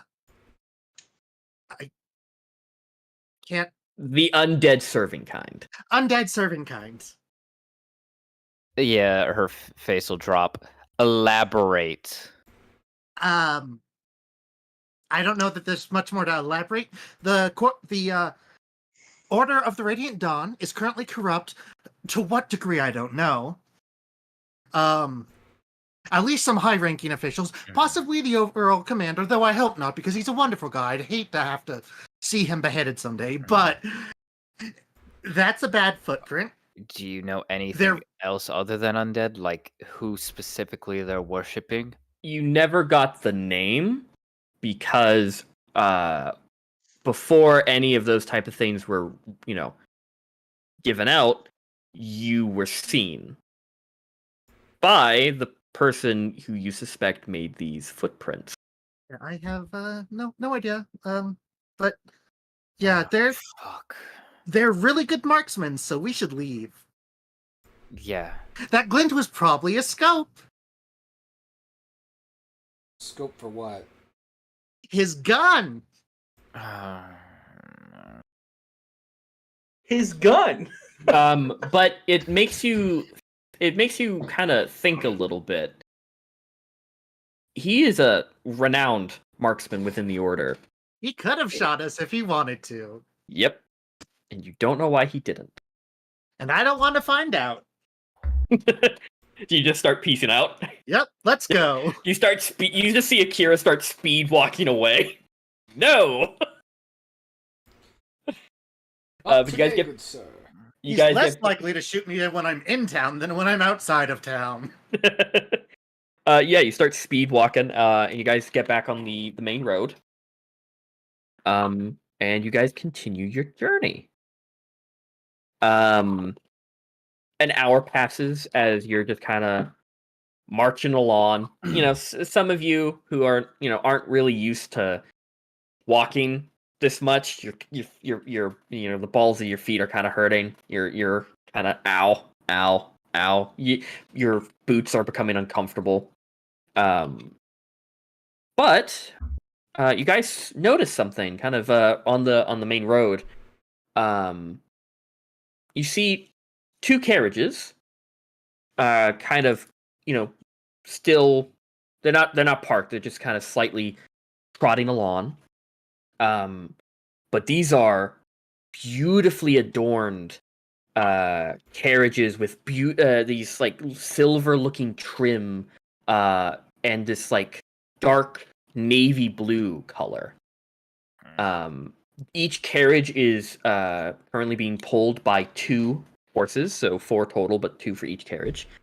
And you do see kind of waving off of the top is a banner.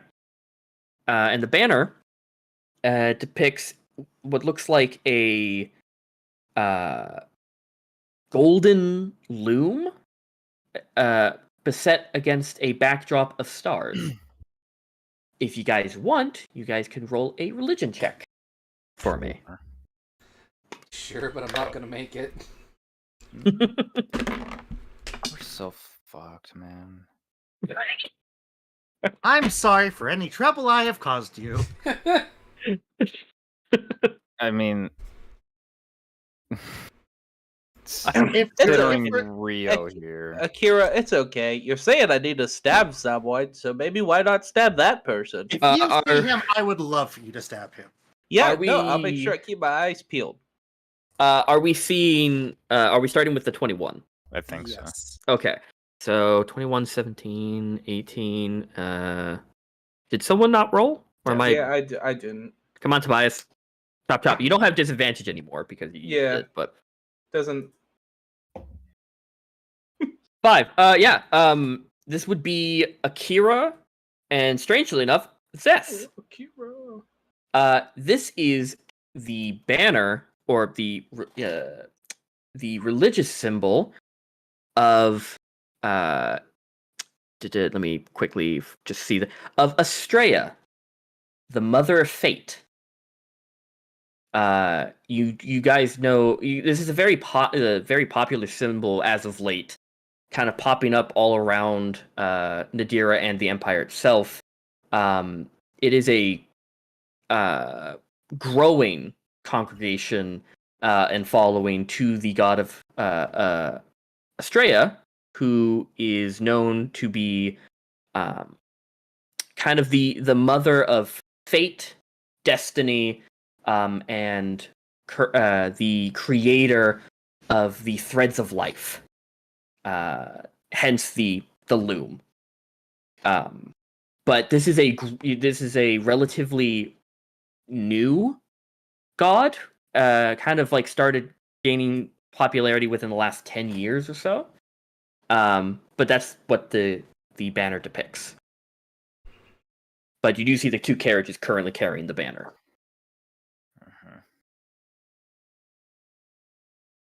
But bougie ass carriages. But you're currently walking, kind of trailing a little bit behind because they are moving faster than you, but they're not moving at like breakneck speed. So they're not going anywhere in a hurry.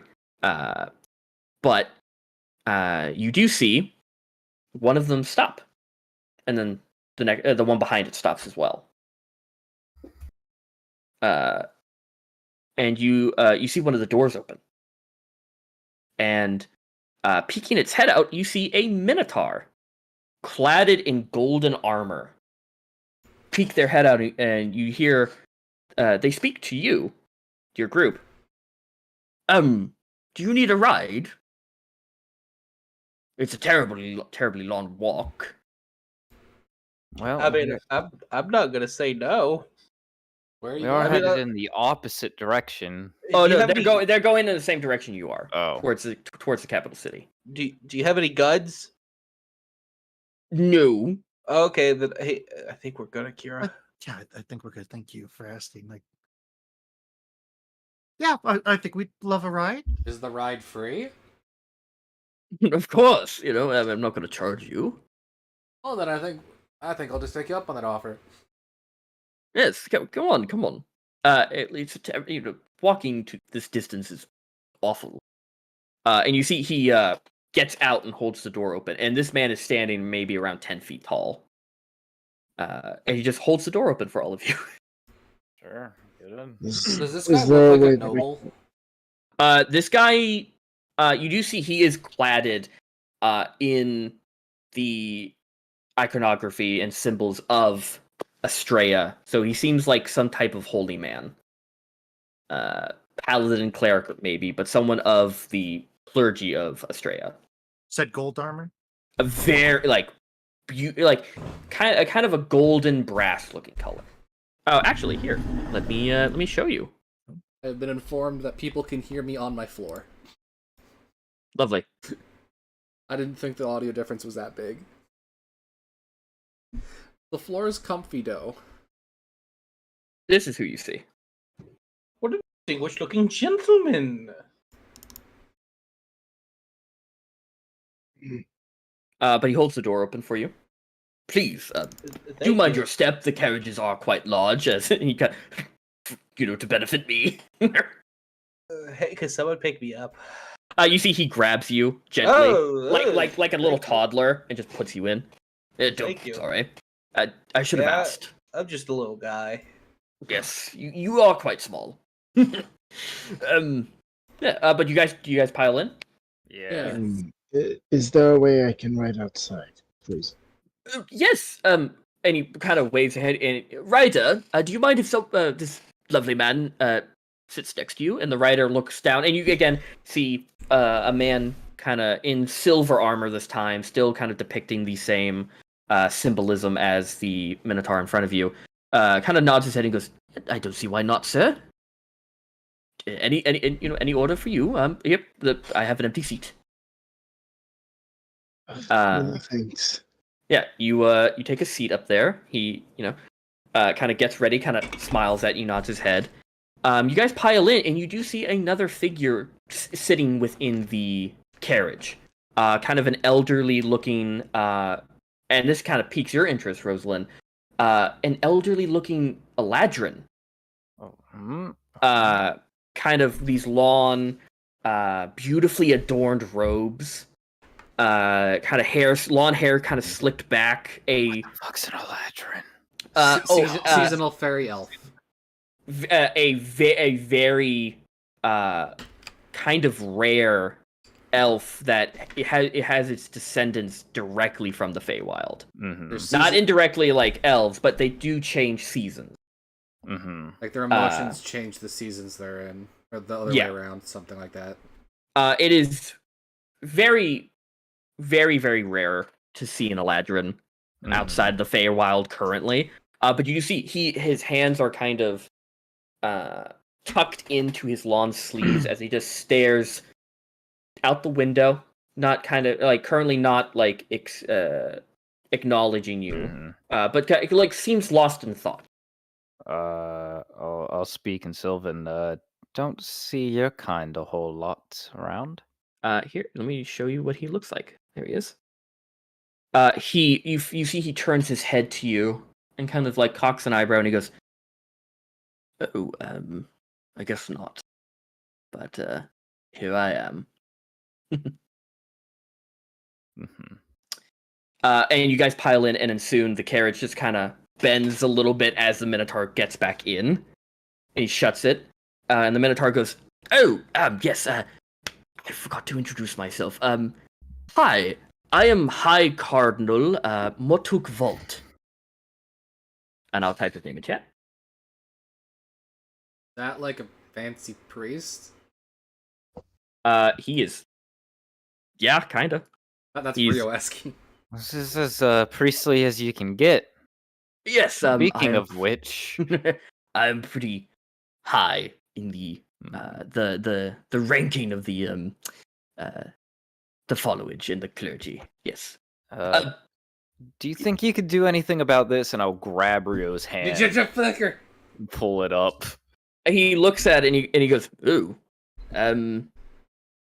do you mind if I ask what exactly that is? I know it's a curse. A curse? Oh, very well. I almost drowned this morning. In the middle of the forest. He kind of blinks at you On seawater. and he goes, Mhm. "Well, unfortunately, the type of curse removal and divine magic is not my forte. That is," and he points at the Eladrin. He goes, "That is courtesy in the honor of my dear friend and companion, Archdeacon Egrafor Horvus Delaries." That's a fucking mouthful. I will then take Rio's hand and put it in front of him. Why are you so strong? And that is Dildres. My bad. Dildres. And you see the Eladrin kind of looks down at your hand,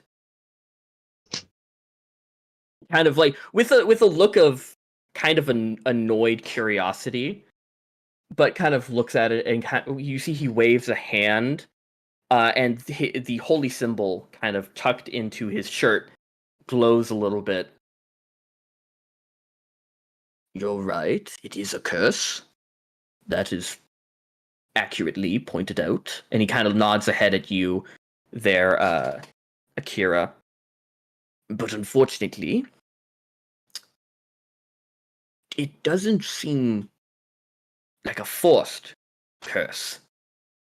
And he points at you, your friend here, agreed to it." What? The hell did you do? I didn't do anything. A deal was made. Like he formed a pact. Not necessarily, no. Those work differently. But a deal was made and struck with the agreement of you. And he looks at you, Rio. The only thing that struck me was the ship when it ran me over. Well, I don't know exactly. If we... And you see he thinks a little bit. And you see Mutuk, the Minotaur, kind of butts in. He goes, "Egrafor, do you think maybe when we... you see, we're headed to Razna because we have opened a new sect. A new church has opened up in worship of Estrella, and we're there to run it. Do you think, Egrafor, that maybe you could do something with it when we're at the church?" And you see Egrafor goes, "Well, unfortunately, I could try. However, my dear friend, it does seem like, with your agreement to everything, you're running down your own thread of fate. And I would be so crudish not to interrupt it. You get my meaning. These things should not be tampered with at all." I woke It's up this because morning you have- drowning on seawater. I don't know what other fate you're talking about. I just know think I'm dying. Well, you see, fate and destiny work wonders and work in different ways and strange ways at that. And it would be such a shame and a travesty for you to interrupt yours. You said you were drowning, but clearly you look in fine health. I mean, he vomited seawater onto my shoes. You see, he kind of just gives a half-hearted shrug and goes, "Well, if you're so insistent, and you do believe this is a bad thing, I could give a try when we're at the church." Just don't understand what you mean by deal. I don't feel any different other than the thing on my palm. No, Mutuk, do you mind explaining it? I've grown weary. And you see kind of like leans down a little bit, kind of closes his eyes just slightly, and the Minotaur goes, "Well, curses are Some people would like to call them a disease, right? However, there are very different stages of it. Yours is not an infection. It's an implant. You get my meaning. Yeah, I understand that. Similar to those who have garnered power through divine or non so divine means, do so having this curse implanted. It's if a deal is struck and neither side is forced into it, then it is not an infection. Though it is still a curse, and yours does seem to be growing. So if it's implanted, does that mean I'm correct in saying if we chop his hand off, it'll go away? I'm not chopping my hand off. You see, he laughs and he goes, "Unfortunately, your the barbaric means that you intend would not work. It would just show up somewhere else." See. And he goes, "And don't worry, you would it is quite painful to chop off someone's hand." And he holds up his own, and you do see it is a adamantine hand. It's not. It's very painful. Yes, but no. Unfortunately, I do not believe that would work. And to break a curse that was made via a deal takes quite extensive magic. Like, do you Stop. think he's run afoul of some fiend or something? Got Like, lame friends. We're not lame. We're cool. We have clicking math My mic rocks. wasn't working, and that was the least foul obscenity Gwen was screaming. Nice. Some pretty base stuff. You see, the Eladrin opens his eyes again, and goes, "Not a fiend. No. If it was, it would be so easily terminated. then This is Fey, which is far more trickier than your average demonic power. I'd say still better than the alternative. Well, you see, your curse is what we're going to be calling it, because that is the relative term. I would say boon, because unlike a curse, it's not hurting you. Yeah, you say you almost drowned, but you would have such dire afflictions if it was a curse meant to do harm. Like spikes growing out of your ear, your insides turning to acid. You see, you see the picture I'm trying to paint to you, correct? Yes. The only unfortunate thing, and I wish I could do more, but again, I would have to be at the more of a holier place.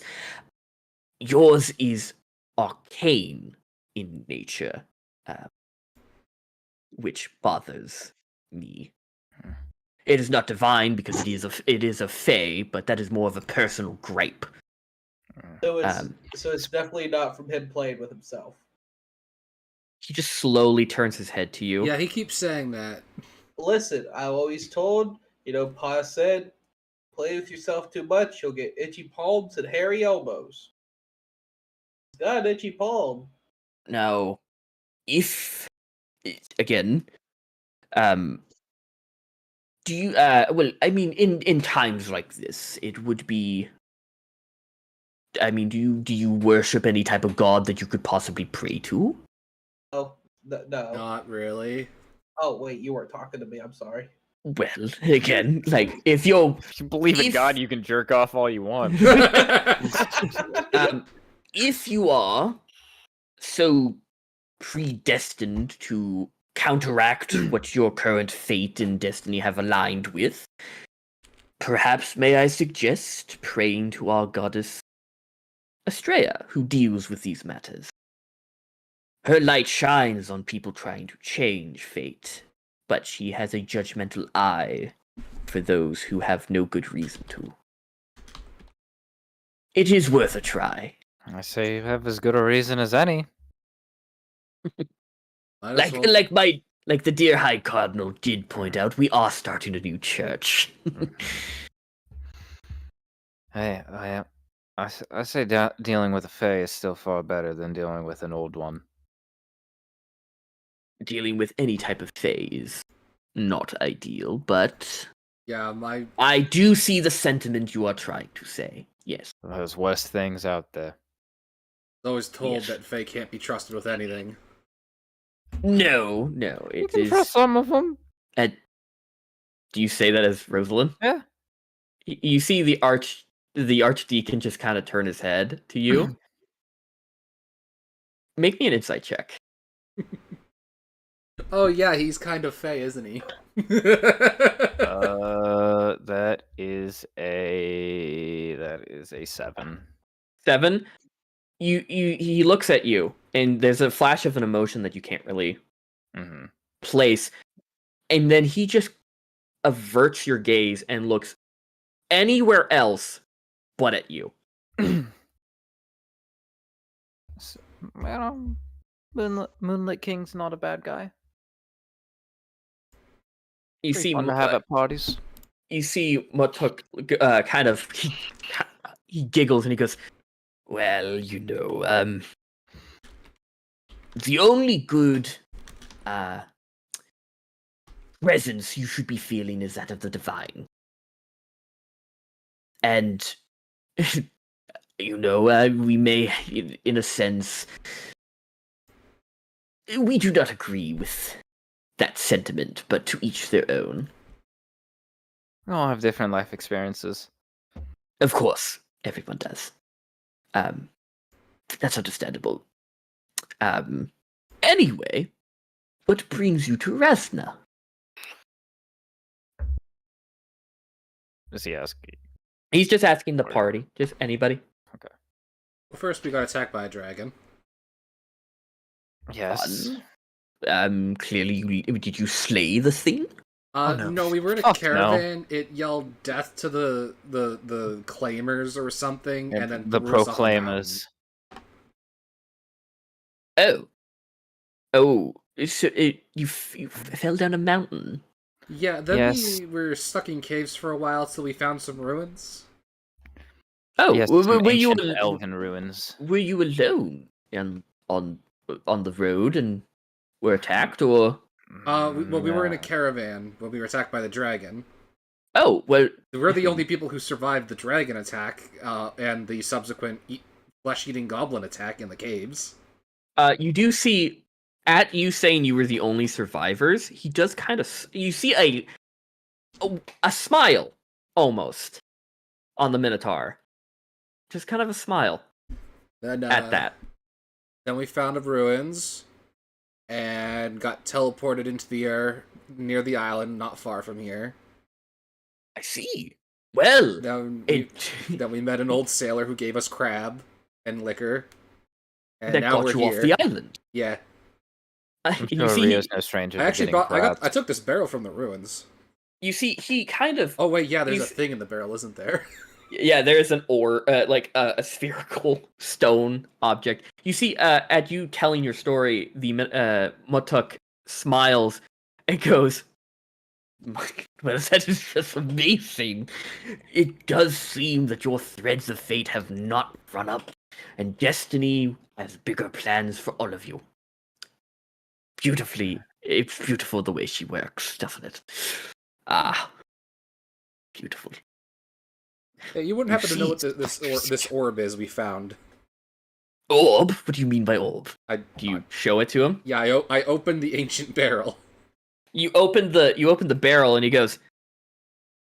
You both, him and the archdeacon, lock eyes for a moment, and there is a silent conversation. And you see the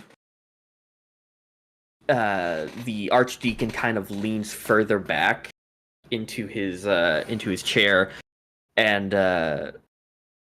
Matuk kind of goes,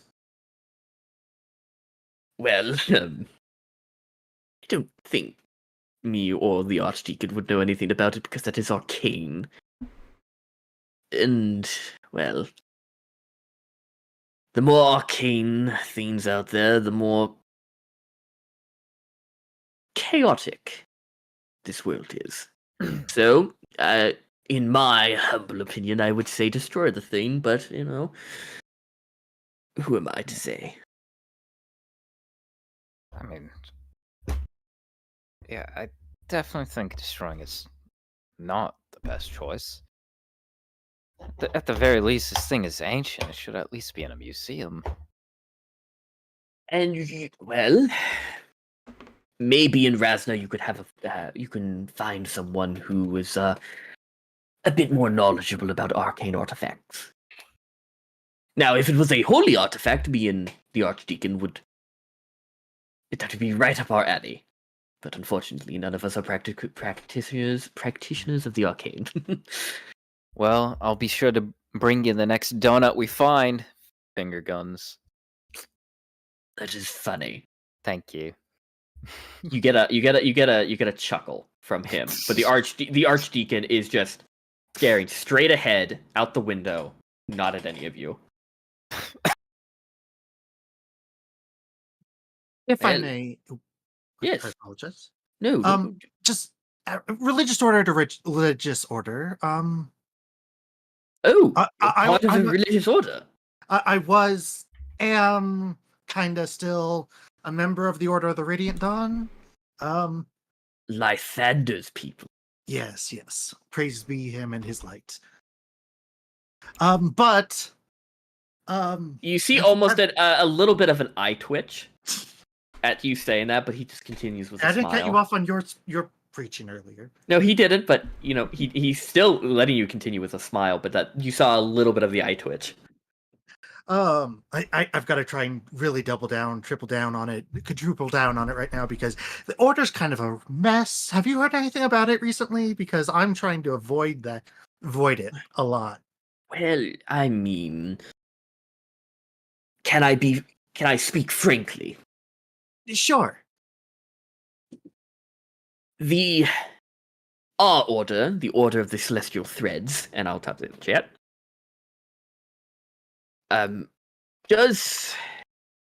We've heard of your order because our presence and our clergy have graced almost every inch of this wonderful empire, helping where we can and guiding those to their true destiny.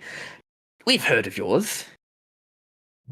And to speak frankly, it's nothing but a bunch of walking armored buffoons. In my humble opinion, of course. And I'm sure the Archdeacon could, echo my sentiment. And you see the Archdeacon just kind of tilt his head and goes, yes. And then goes back to looking out the window. You see. Yes. But no. The Order of the Radiant Dawn is trivial. And though their intentions are well-mannered and serve the divine, there's many places within this empire that do not see the light and need help.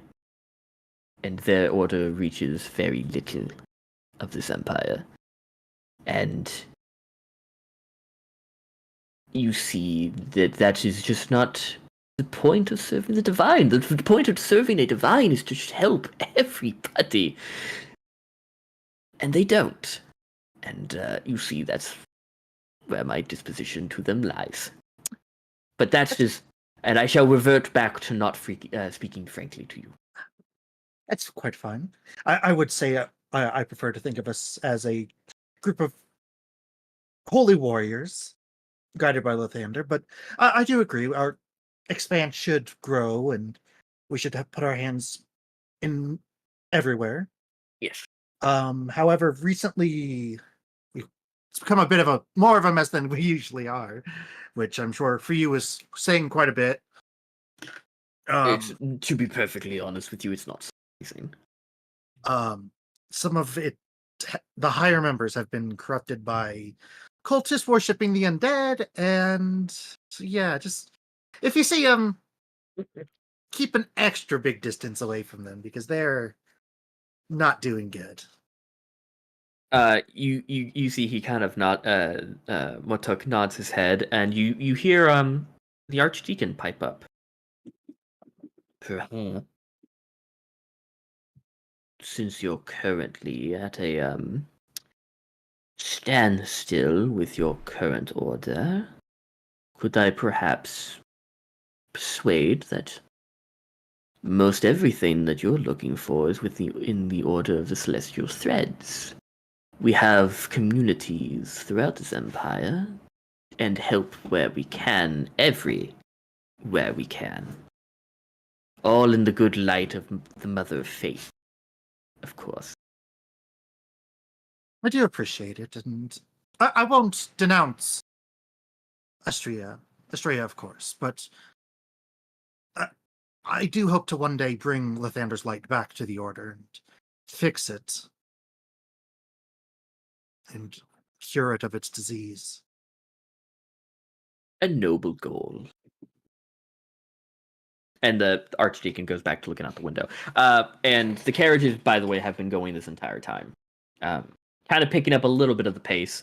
And as for you, Ezra, as you're kind of hanging out outside, you do see a little bit of some storm clouds kind of rolling overhead.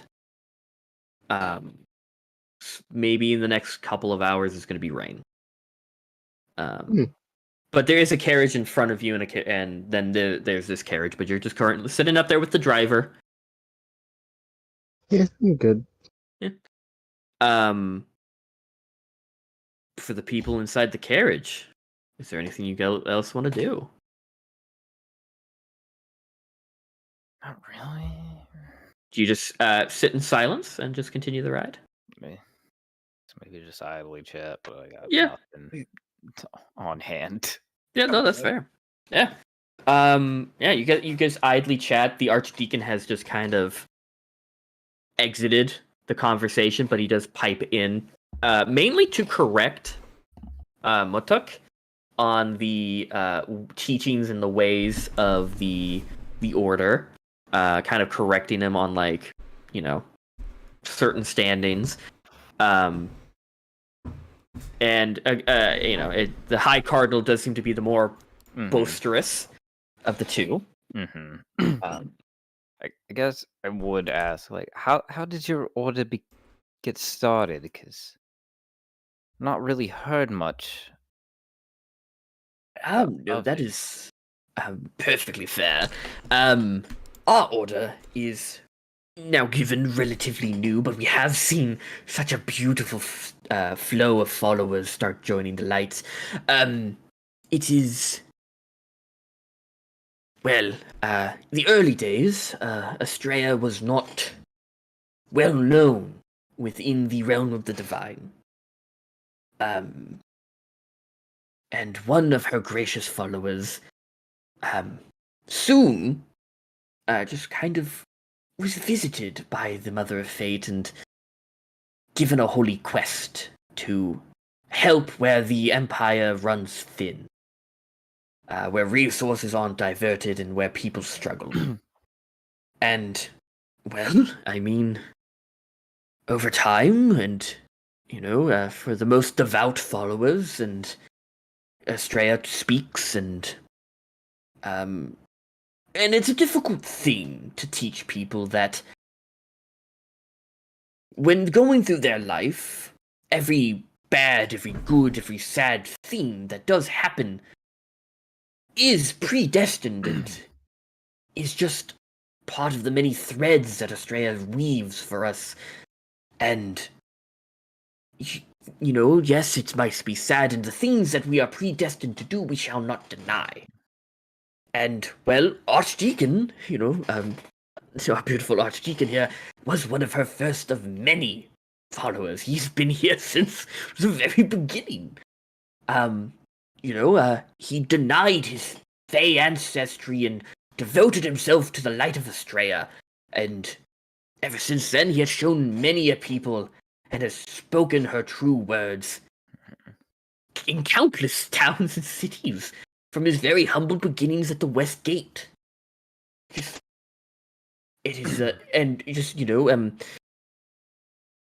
I feel like our clergy and our numbers and our sect has just grown because, unfortunately, the Empire's resources are waning thin. And it is our destiny, as followers of Estrella, to help where we can, and it's just grown. Unbelievably so, but thank Estrella, it is growing quite well. Mhm. And now, to have a church within the capital city, and to have the Archdeacon and I be one of the many divine and clerical consorts to the Empire is just beautiful. It is mighty impressive. Very so. And though given our Estrella's touch hasn't gone further than Nedera, we do have a couple of tiny sects within the other continents, but in Nedera it is quite strong. It is definitely our hub of commune. But yes, Estrella has been part of the Divine since the very beginning. It's just unfortunate that through time, her practice and teaching has gone unnoticed up until fairly recently. But it is a beautiful thing that our destiny is to now speak the words that are long since forgotten. It's great. And who are we to deny destiny? Right. I guess. I feel like interpreting destiny is definitely a challenge within itself. You would indeed, but under the light and guidance, it's quite, how should I put it? Let's say you are sitting at home, and then you Alright. suddenly feel in the back of your mind, or in the front of your mind, whatever really works, you feel a sudden draw to something. Like, I'm going to go out and visit the town, and then suddenly when you're out the town, some good fortune falls upon you, or, unfortunately, maybe some other type of thing, but that draw is Estrella's, is her pulling at your thread of destiny. And denying that is wrong. Because you are denying your fate and your destiny because your entire thread is pointing you to that direction. That is why you had that draw and that instinct to go.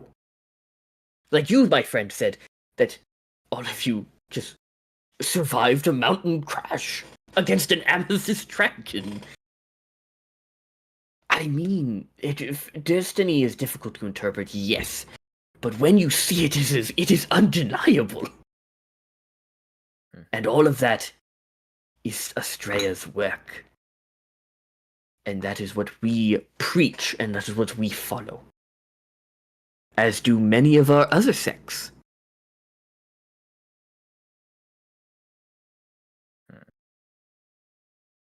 Interesting.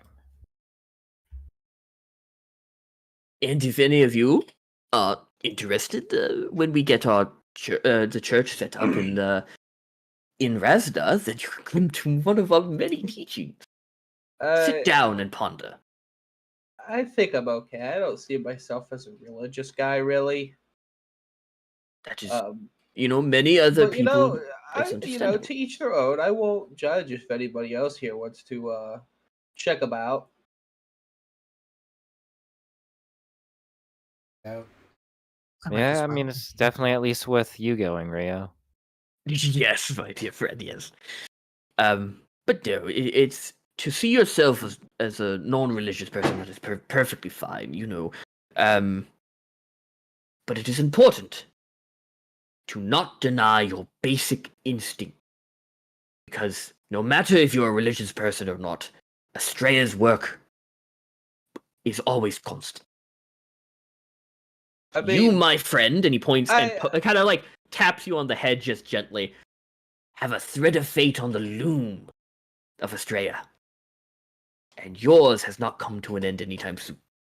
You have beautiful things with destiny and fate in the future.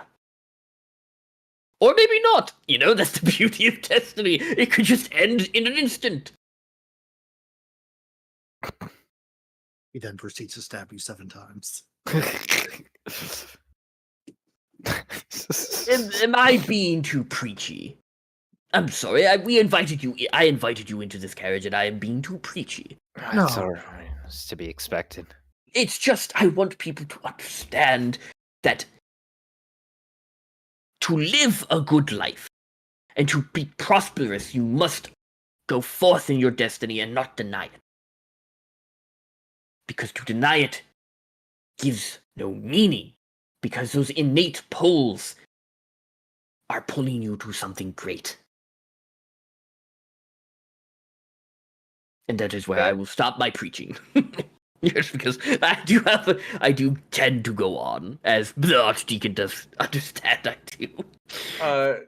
Sitting there, Tobias kind of leans into Akira and goes, "He said if you feel a calling, you should do it. Does this add up to my stabbing You situation?" know, I was kind of thinking the same thing. Like, yeah, that's a little- you're clearly getting called to stab someone. So, like I said, I think you should just stab someone. should I ask him about it? You could. Hey, real quick. So I woke up this morning with the urge to stab someone in the face, and do a murder. I've never murdered before in my life. a murder. And so is this should I act on these impulses? Because I'm a little scared now. Well, I mean, like, do you have the sudden urge to go out and murder somebody? A little bit, yeah. I mean, I had a dream. I stabbed someone in the face. I did a murder. Oh, It felt well, nice. well. And then First, I woke what up. was the context of the dream where you Oh, murdered this person? This person broke into my house. I Well, think. then, my friend, that is self-defense, not murder. No, Perfect I So had. it's a free pass. You no, see, I don't know. Well, I had time to don armor on, and I Well, had a but you pretty see- sick sword. you felt threatened. Nope, not really. Oh, well, It was kind of like the thrill of the kill, you know. Jesus. So, like, I don't think it was self-defense. Maybe it was. I mean, well, technically, they did break into your place of living. I guess. Now, but you I see, did a murder, and it felt nice. Well, And I'll be honest, I'm a little scared to do a murder in real life. maybe okay. Let's say dreams of Astrea are often difficult to discern. Yeah. Right? Naturally, Yeah. maybe it is understandable that maybe you are more hesitant than to just randomly stab some person on the on the sidewalk. I think it has to be in the face too. Well, but it does give a sense that maybe, my dear friend, there is more to you. Maybe you're meant to be a protector. I don't know. I'm kind of a coward, honestly. When it comes down, everybody here can vouch for me. I'll scream. Clearly, You fucking scream. you're Yeah, I scream. I scream loud too. you're being drawn to this innate thing, and maybe interpreting it maybe is not murder, but maybe it is the act of saving someone or yourself through the act of maybe stabbing someone in the face, right? Because in the context of your dream, you are being Homeless. charged in What's your the own. homeless population like in this city? Jesus. Well, I've never visited Razna, but it is a very prosperous city, so I don't know. Really? Hopefully, very low, because I don't want to stab a homeless person in the face. Tobias, are your scales don't- turning green? I don't know, but like, Are They you growing kinda- tentacle-like dreadlocks? I mean, I don't know. I felt weird. I don't like thinking about stabbing a person though. I don't really think that's my calling. But like in my dream, it felt good. Well, I'm. In this sense, I don't. don't deny it. If the opportunity arises and you need to do self-defense and maybe Okay. protect somebody, Under ahead. self-defense, though. yes, don't. Okay. It is a calling and it's your destiny to maybe stab someone in the face and protect somebody or protect yourself. You're not clearly, and he puts a gentle, gigantic hand on your shoulder. Oh, shoo. Sorry. Scared. You're destined not to be a coward there, Tobias. Oh. Maybe. Estrella's will is completely wild and shows up at the weirdest of times. I mean, Try to not deny when it arrives. there's been a few times like my boss got mad at me, just because I wasn't doing paperwork fast enough. But like I was literally doing it the fastest I can. I kind of want to stab him in the face with the pencil, but I never acted on those volitions. And plus, he's my boss, and it'd get me fired. Well, And, I How fire you mean, if he's dead? I mean, You see- upper, you see- I mean, you see- upper management can. you see Matuk holds out a hand to Rosin, like, see? That's the point. Hey, Rosalind, I think you should take your knife back for now. Honestly, I'm getting these like. Might be a good idea. Yeah, it's honestly, yeah. If Here you you feel go. like you need it, I'll give it back. You Yeah, see, no, I'll politely. I'll ask for it back if. and again, Estrella's will shows up in many different forms.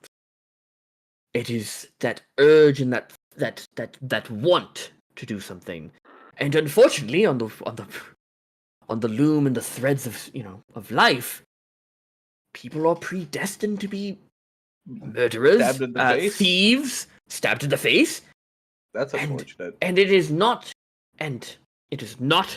our will to deny what our destiny is. That what if like the fate lady comes down and says, "Hey, you got to stab. I don't know. You got to stab Ezra in the face while he's sleeping." Can I like be like, who is that? No, I don't No, want to do that. He's Well, pretty cool. Well, He's the one. He's the one out front. oh, the Owlin. Yes. Yeah, Sorry. yeah. I was It- only introduced to people in the cart. Yeah, if they said stab him in the face, and I said, I wagged my finger in their face. Nope, not doing that, Chief. Sorry. Well, I mean, Am I gonna die? Am I gonna get stabbed in the face by the god? He It kinda was your just- destiny he- to refuse or something. well, he goes, if you are feeling that strong urge to stab your friend in the face, I'm not. and it's strong, I'm not gonna do that. I promise, guys. I Well, won't then stab you in the then face. I don't even have a unfor- knife to stab you in the face. So. then unfortunately you are denying your fate, and that goes against Estrella. Oh. So I am kind of curious in the hypothetical.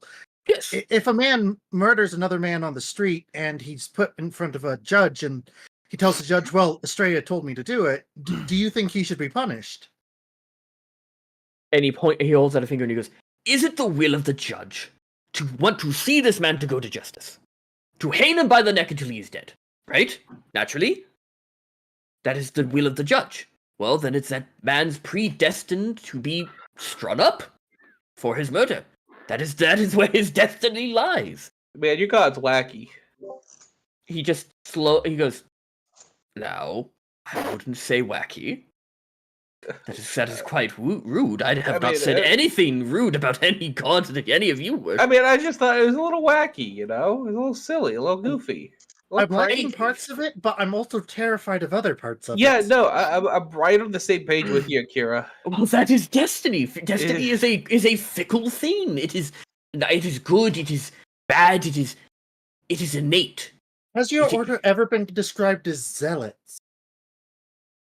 He kind of he goes, "No, not that. At least, I mean, we're not to our face. At least, I mean, we are not zealot, but we A lot are of people have called us zealots, so I'm just trying to make sure. archdeacon." seems And a little extreme. you see the archdeacon kind of like clocks back in and goes, "Our order has not been received as zealot-like. Because to everyone, destiny can be seen as a bad thing or a good thing. It is up it is not up to us to decide whether that goes, but to follow it. And so most of us in our order have not been called zealots, but have been called what's the word? Silly guys. Fanatics? Not fanatics, but true believers and holders to our order. We are true to our ways, but we have never been called zealots. But with your order, I can see it. Clocks back out and looks out the window. You don't mind the Archdeacon. No worries. Again, I apologize if it was rude. I thought I wanted to ask because I know for a fact my order has been described as zealot, so I just wanted to check. Well, I mean, the will of Lysander is kind of how should I say? Bred to breed zealots and the like. So it's not unnatural for followers of Lysander to reach their full destiny of zealotdom, right?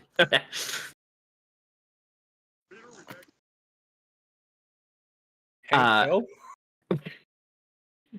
Oh, hello there. But you do see, and Ezra, as you're outside, you do see coming up within the coming to a very close form the city of Rasna.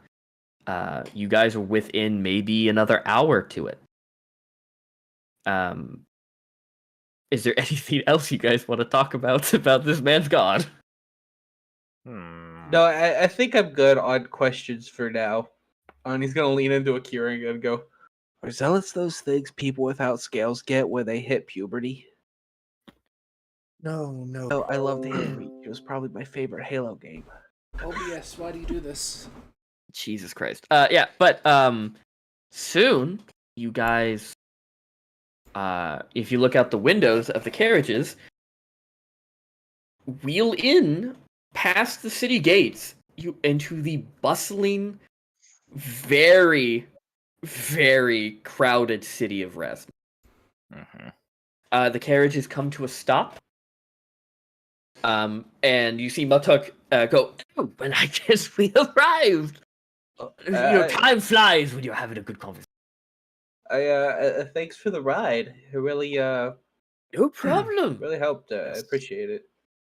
No problem. Very It was- insightful. It was our destiny to pick you up and have this beautiful conversation.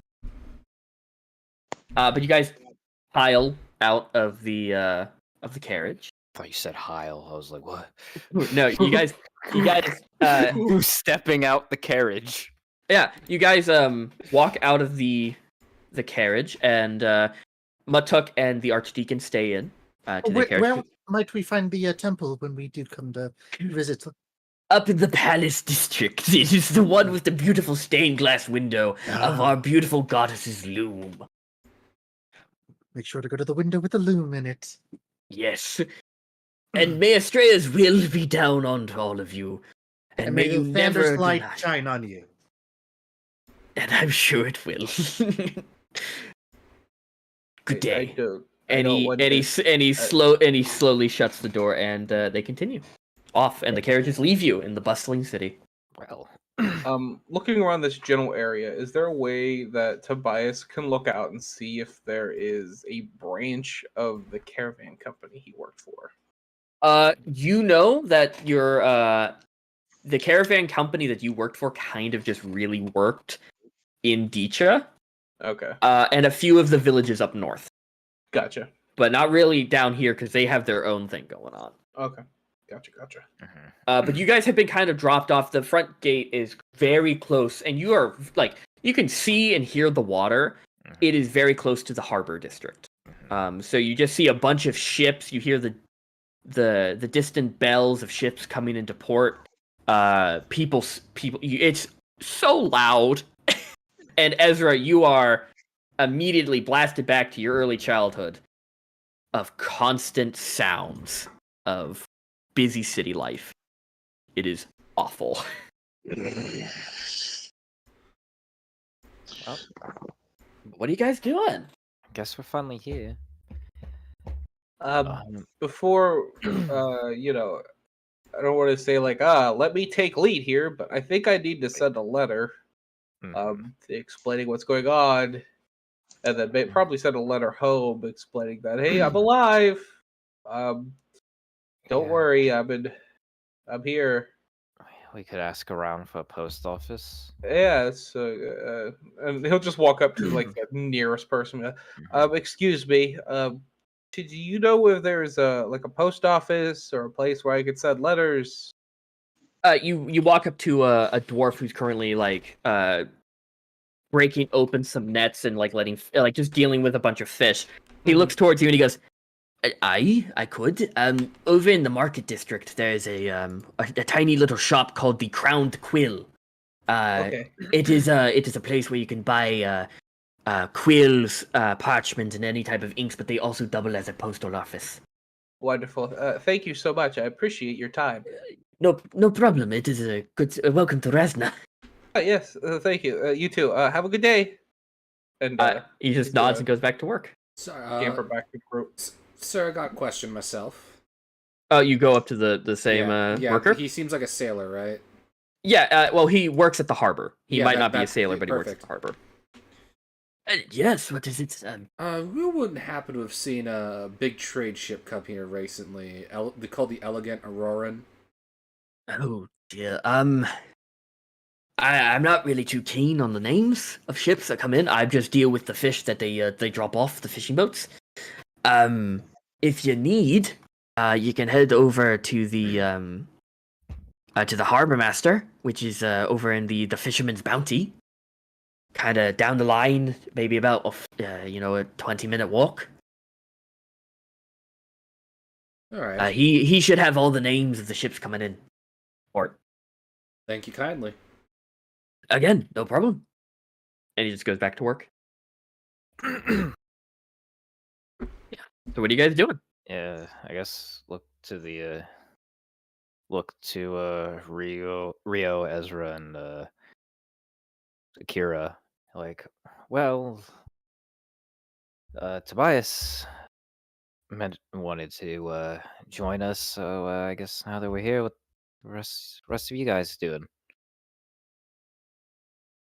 Is this are we say our farewells or what? The I mean, if rat you man, would- Shelk the rat man just stares at you. But Shelk, you see Shelk goes. You Shelk could use some more friends. Travel. Yeah. Shelk shall stay. Move. Shelk shall stay. Okay, that's 4.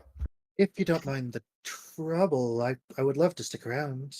Well, I think that'd be great, Akira, because I feel like it's already too late for that. So it'd be I great to have really sorry extra. you got sucked into this. Yeah, I mean, I kind of got. I this hope I going didn't on. get sucked into what I think I got sucked into.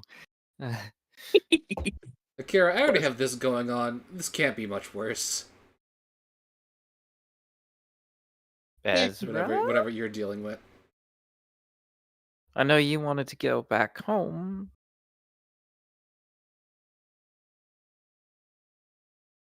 Yeah, Ezra, are you sticking around with the group?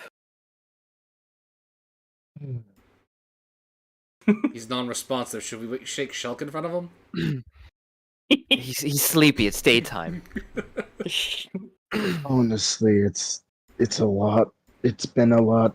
I wouldn't mind just going to the post office and getting an inn, a bed, and Well. perhaps just resting the day away. Okay. Well, we're all I'll saying- get back to you on an answer tonight. All right. Well, yeah, we should head off to the inn, the one that Nori mentioned that I totally remember the name of. The Sunlit Tavern. The Sunlit Tavern. I Lit mean, tavern. the post office should probably at least be somewhere in the general area. Yeah, of both the are market in the district. market district. So I guess we just head off to the market district. Okay. While I we just can, have do need- to ask at the harbor. Yeah, so you can break off and go to the harbor. Captain didn't the- give me the my fisherman- final pay before he kicked me off the boat. He owes me money. Yeah. So Rio goes off further into the harbor district. The rest of you, I guess, head up into the market district. Yeah.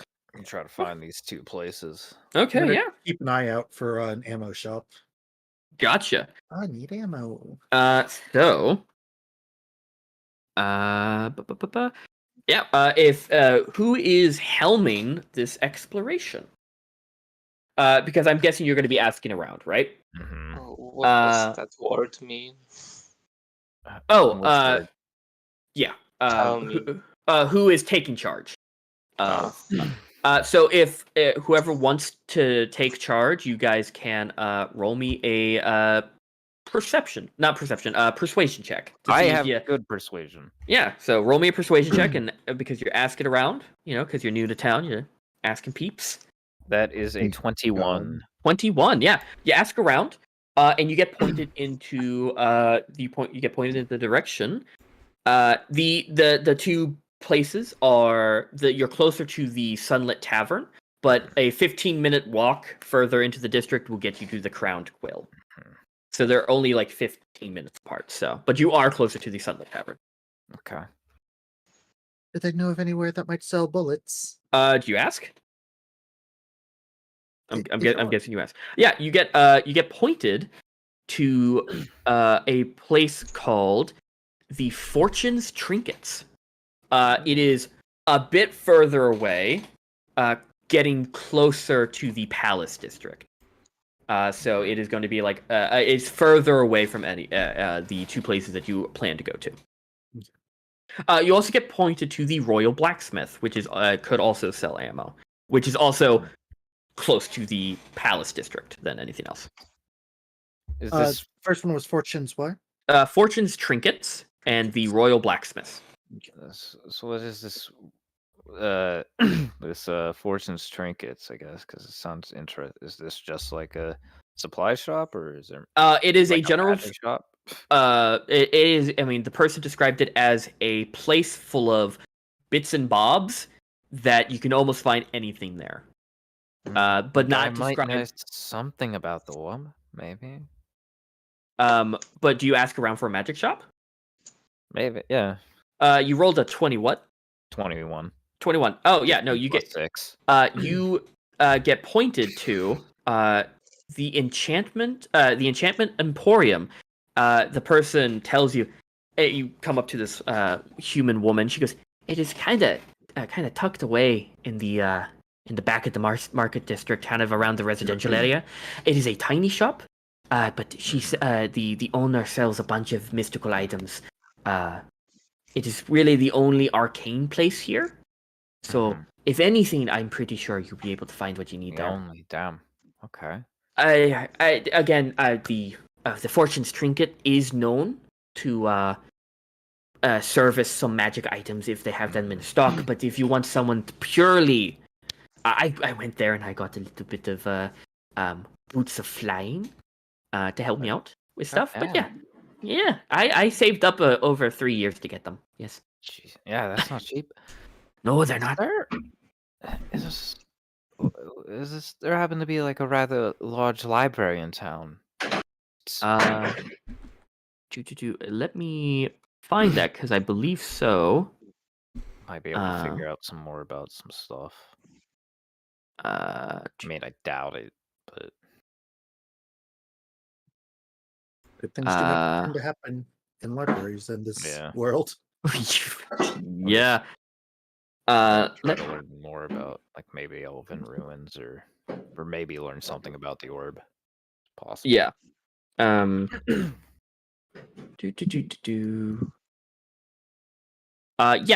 You see that it is a they do point out like close to the Starlit Theater is the Emerald Observatory, which counts as a library. Okay. So yeah, that's a point of interest. Mm-hmm. Okay, yeah. So where are you guys going to forgot first? about the theater. That's also a piece. Yeah, that's also. I'm headed to the inn. Okay, you're headed to the Sunlit Inn. Is everyone else other than Rio going to it, or are you looking for ammo, Kira?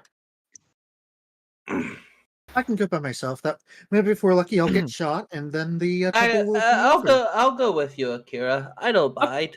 And then Okay. afterwards, if it's okay with you, you could go with me to the Quill place. Sure. I mean, we're in a big city. It's a little scary. I wouldn't like to be alone necessarily. Sounds Yeah. good. Okay. So we'll kick off with the people going to the tavern.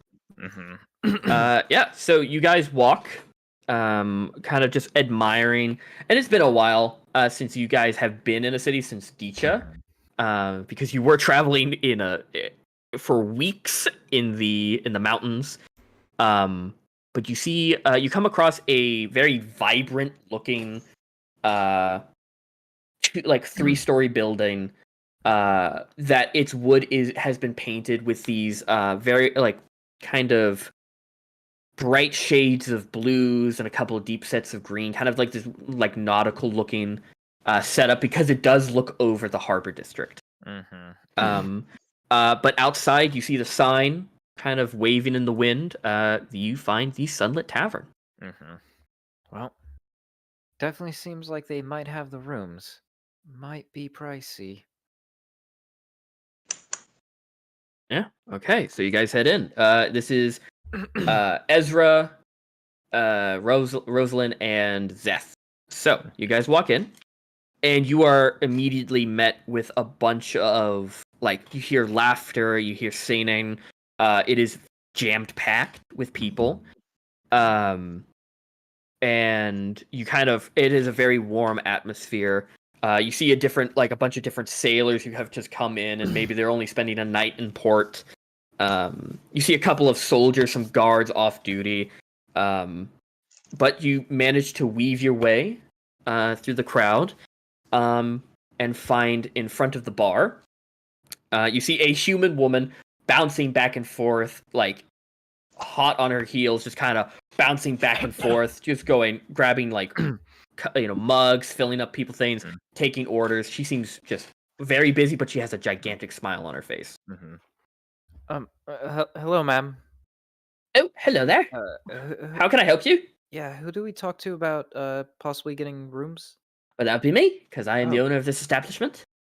How may I help you? How much for a room? For a singular room. Well, are we looking for spacious, or are we looking for tiny? Depends cost, I guess. Well, the bigger rooms, they hold around 4 people, because we have 2 bunk beds in each room, so 4 beds. And those go for around 20 gold a night. The smaller rooms, on the other hand, they only hold 2 people. They're quite cramped. Those go for around 10 gold a night. So it would be the same. No.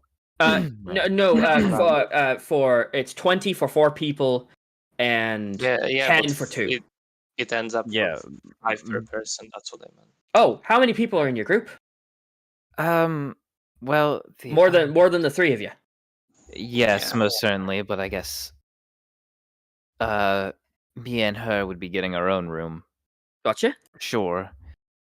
Definitely not sharing with a bunch of fucking sweaty men. No offense, Ezra. I feel you there on that one. I feel you there.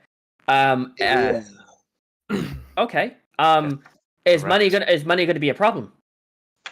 We do Yeah, have yeah, enough yeah. for a night at least.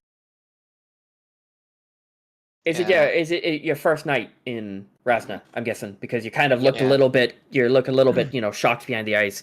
Yep, brand new.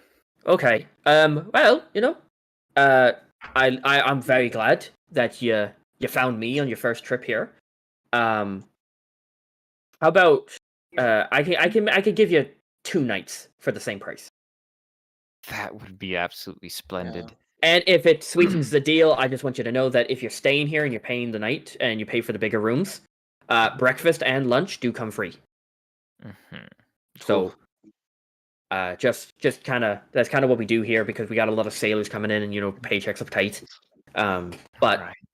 But anything after dinner, you have to pay for. Excuse me. Yes. Yeah, bigger room. Have a window. All rooms do have windows. Yes. Because we want you to look out on the harbor. So yeah. Great. I will take one of the larger rooms. Okay. I don't know Um, who's going to be joining me. I need a bit of a rest. Yeah. You see, she grabs out a big ledger and looks at the available rooms. She goes, "Well, I have a one of the large rooms right on the top of the 3rd floor for you. Does that sound good? It will Bless your hold heart. 4 of you. Yes, And you you know find what? any of the others out there that'll probably fit in the room, just send them my way. We'll figure this out eventually. Okay. Gotcha. So Enough for other guys. I'm gonna on the need for the sake of keeping the ledger, I'm going to need a name from you. And she points at you, Ezra. Ezra. Ezra, you got a last name on you. Yes, Luna Trek. Lunatrek, gotcha. That's a very lovely name. And just for you, I'm gonna give you the room with the biggest window. Gotcha. Many Because things. you look like you're in shambles, and I feel bad for you. So here you go. And she hands you a key with the room name on it. Alright. I'll be on my way. Gotcha. You go rest, buddy. Yeah, rest well. And then she points as he walks away, points back at you two, and she goes, "Okay, now what about you? What can I do for the two of you?" What do you want to do, Auntie? I mean, I guess Smaller room, or? take the smaller room. Yeah. Will be enough. So one of the smaller rooms. Do you care which? Do you want to be on the same floor as the rest of you? Might as well I mean, try to sure. stick close. Okay, let me see here. And she points. She drags a finger. She goes, "Well, you're just in luck. One of the sailors that took the room is going to be sailing out this evening, so it's going to be open up for you. Yeah, one of the 3rd floor, corner room. It does have a window. But yeah, that'll be 10 gold from you. Alright. Okay, thank So you. I'll hand over 5. Yeah, She- I'll... Wait, but we had to pay for the other room, right? No, Yeah, as I think Ezra paid for the big room himself. Uh-huh. I ain't paying for that. Fuck that. So that's 5 from Rosalind, and I'm guessing 5 Okay. from you. Okay, cool. She goes, and whose name am I putting down on the ledger for it? I don't know, it was on me, on the chest. Gotcha. And she writes it out. She goes, and do you have a last name on you? But I understand if not, a lot of people don't. Yeah, not true, not the last name. Gotcha. And also, you're very noticeable in a crowd, so I'm pretty sure I'll be able to find you. So you're good. And she writes your name down, and she gives you a key with the room name on it. Nice. Okay, thank you. And just for because it's the evening, lunch is currently going on. Do you want some food, or do you want to come back later for it? We didn't really eat this morning. Well, that's more okay. We do currently have some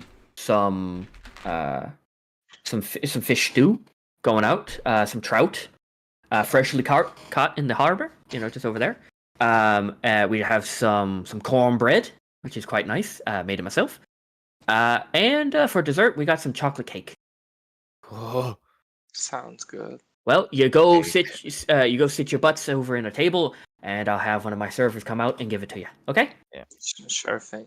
Sounds good. Welcome to Ravna, by the way. thank you very much. And she did. I will say she will mention that, and you also know because Nori told you, Eveline is her name. So going from you all the way to the harbor district, we have your boy, whatever the fuck your name is, Rio. There you go. Yeah, you go to the you're right at home, just around the harbor district. You just see a bunch of people coming off the ships. But you do eventually find a little rundown shack with the large nameplate of the Fisherman's Bounty. Rio. Is Devox here? Yes. Okay, yeah. So, yeah, you find the place, Rio. Yay. Alright. You walk in. I'm gonna knock on the door first. Or wait. The door's open. Okay, so it's more like an Is it more like an office or like a warehouse kind of looking thing? It's an office in front of a warehouse. And it's open mainly because people are coming in and out to register their boats in port, get the permits, and then leave. And people are coming in for payment. So it's an open door place. People come in and out. Alright, But I'm going to shove my hand. Do I have pockets in my vest? Hold on. you have to look at your character photo. Yeah, I am. I don't think I have pockets in the vest. I'm just gonna shove it in my pants pocket, I guess. Gotcha. So you walk in. Just because if my captain could identify that as a bad omen, I'm around a bunch of sailors. I'm gonna keep that thing hidden. Yeah. I should buy a glove. But yeah, I'm gonna walk in, hand in my pocket. Yeah, you walk in, and you see there are many people currently at these large desks, kind of weighing out gold and silver to hand to people for payment, and people just come in. You see people writing down permits and all that, but you do see sitting in the main, kind of straight on, is a female half-elf. And you notice, based on the slight gills around her neck and the bluish tint to her skin, she is half sea elf. Alright, But she seems to be the only one open. Alright, I'll walk up to her. You see, she looks up and she goes, "Okay, what can I do for you? My name is Kayleen, and I'm the harbor master here. Is your inquiry ship, payment, or anything in between?" Well, Kayleen, dear, my inquiry is about a ship. A ship. Okay. Need to Are you know- putting one into port, or are you? Need to know if one has come to port. Okay, I can do that. What is the name of thy ship? And she gets a book and puts it down. The Elegant Auroran.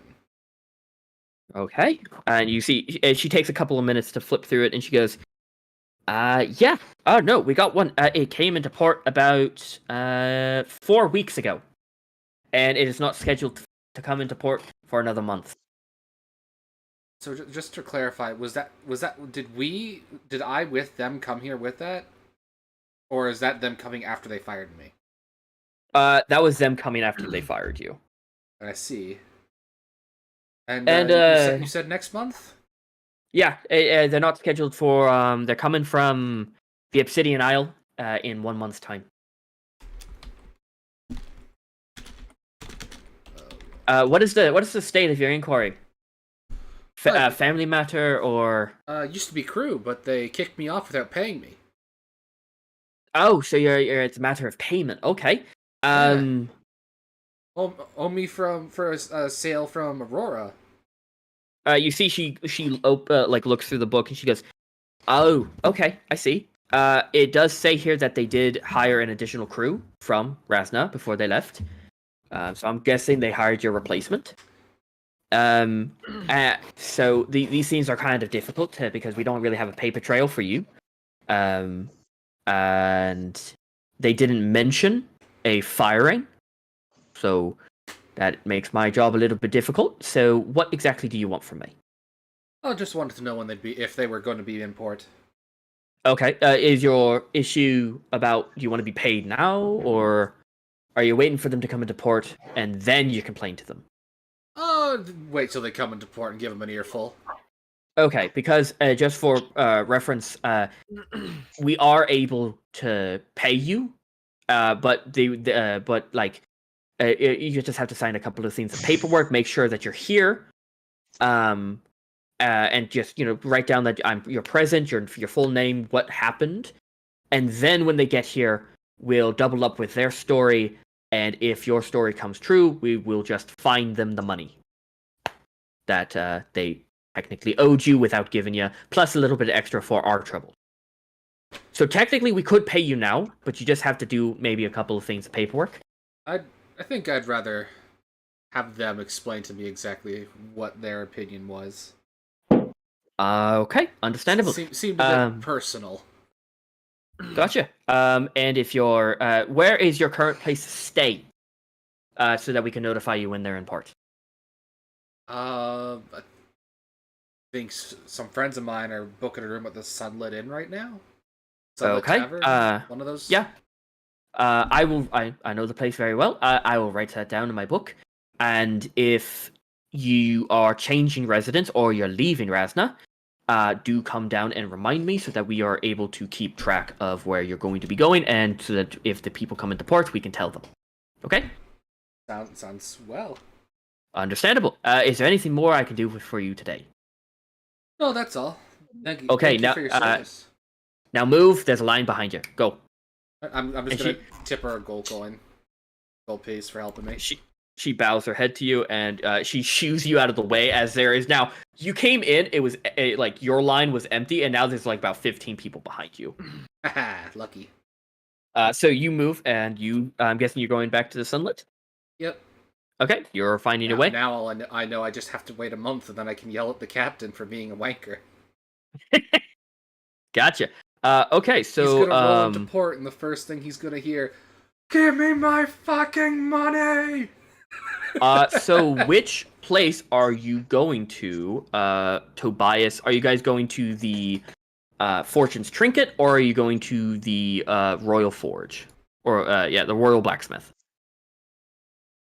The Royal Blacksmith sounds fancy. I kind of want to go there. I probably can't afford any of the other things there, but I do want to drool over them. Gotcha. Okay. And I'm guessing Tobias, you're following him. Yeah. Okay, gotcha. Let me just bring up stuff for the Royal Blacksmith so I can give you names and shite.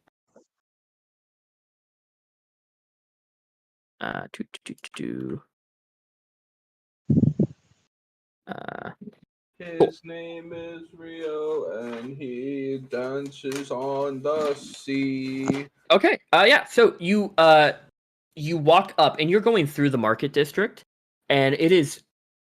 You've been in many cities in your life. You've been in Dicha, Akira. These people are. There doesn't seem to be any sign of lower class. Everyone seems to be high-end, middle, or above. The streets are clean. Buildings are nice. It just doesn't seem. It seems very nice. And as you move towards the Palace District, it just gets far better. But soon you start hearing the distant chime and song of hammers meeting anvils. This soft ding, ding, ding, ding, ding, ding. This almost musical rhythm as you just enter a place where you see a bunch of smoke pop up as people work forges. And you soon find a place with a large metal sign called the Royal Blacksmith. Good. So what you doing? This place looks pretty rich there, Akira. Yeah, I don't think I'm hoping I can afford the ammunition, but I can always. I don't got much on me, but I don't mind pitching in a little bit. oh, I couldn't. Well, no, I saw you shoot stuff with that gun, and it was pretty cool. So, yeah, do that more often. But hey, and Rosalind has my dagger now, or her dagger back. So, yeah, I don't mind. And how much can that stuff cost anyway? I don't know. We're about to find out. I've always just kind of got it from the order. I've never really had to pay for it. Oh, I mean, no, we can't steal. Never mind. We can't do that. We can if it's too much. No, we shouldn't steal. That's bad. We shouldn't, but we could. No. As a last resort. I mean, maybe I could offer to be his, accountant for the night and get a discount. Yeah, maybe you could do that. Maybe you could also, if you were his accountant, you could also smudge the numbers a bit and siphon some out for yourself. Oh, no. I cannot do that. That's the biggest role of the account. You do not take from the client. Fair enough. Okay, so you walk in. Yes. Hello. You see working on one of the forge is a dwarven man with fiery red hair and beard, sleeves all rolled all the way up, face kind of strewn with different kind of scrapes of soot. He looks up and he goes, "How can I help you? What is your inquiry today?" Hi, I was in the market for some ammunition, maybe for my pistol. You see, he puts down his hammer, and he kind of just straightens up. He straightens up, kind of bends his back a little bit, just going, "Okay, hand it over. Let me see what the model is." Of course, here you And he go. walks over, he grabs it, and you look around. Beautiful, exceptional looking armor is just adorning the walls. Beautiful swords of different kinds, shields. It is all this stuff is perfectly made. And he looks at it and goes, I believe we have some ammunition for it. My name is Garrick. Nice to meet you. It's nice to meet you. I'm Akira. Okay. I'm Tobias. It's nice to Hello. meet both of you. Let me go see if we have any and how much we have. Are you looking for a set number? How much do you think it's gonna run for? You see he rubs his beard and just gets soot on the fiery red hair. Just I mean roughly well we usually set we give away and sell our ammunition and on sets of 20. And currently it is one gold piece per bullet. So 20 gold for a set of 20. Okay, I'll take 20. 20. Okay, let me go see. That feels like it's a bit much. I mean, everything here is made out of very high quality materials, and we want to make sure. Is there a problem with the price? Just a bit Wait, light on coins. Do yeah. you know if it would be any cheaper down at the other shop? What does a shop? I also heard the name. Sorry, Hammer and Glamour. The fortune's trinket. yes, the Fortune's Trinket. I mean, the place is kind of a mess of different things. They don't sell one of like we specialize in making weaponry and armor. I understand that if it's cheaper down there, I'd definitely be paying for a lesser quality, and I mean, I am not in any way trying to insult you and walk away from your business. no, Your works here are beautiful. I understand and I get it. Several people, several people come in with saying that they light on coin and all that. Let's see. Could we possibly set up some sort of barter agreement? I don't know how your books are working, but I'm an accountant by trade. I could straighten up your bookwork for the night. I mean, I already pay a bunch of accountants to do that work. Well, you perfectly. wouldn't have to pay me. But I already paid them for a week's worth. So I mean, no, I mean, okay. Listen here. I am not a stingy man. I am not. You either pay or get lost. I'm not. I understand. Not being able to pay with 40. How much are you actually able to pay? I have 6 gold pieces on me. What the man buying the ammo? How much are you actually? I have 40 gold on me. I'm just trying to make sure I have enough room for a night or to stay or whatever else I might need to purchase while I'm in town. I see. Well, roll me a persuasion check, Akira. I will say I will give you advantage because Tobias is trying to help. That helps a lot. It went from being a 9 to a natural 20. Okay. He goes, you know what? You are a first-time purchaser, and that is, I always like having new customers, and I don't want to scare you away. But the reason our stuff is so expensive is because it is made with very high quality, with a high attention to detail. And I take pride in my work. So, I will do this for you. I will cut the price down to half for 15 bullets, not 20, 15. and I will point you to a place of work so that you can get more money and feel secure. Okay? Okay, I would appreciate that. That'd be fantastic. And he points you. He tells you about within the market district. The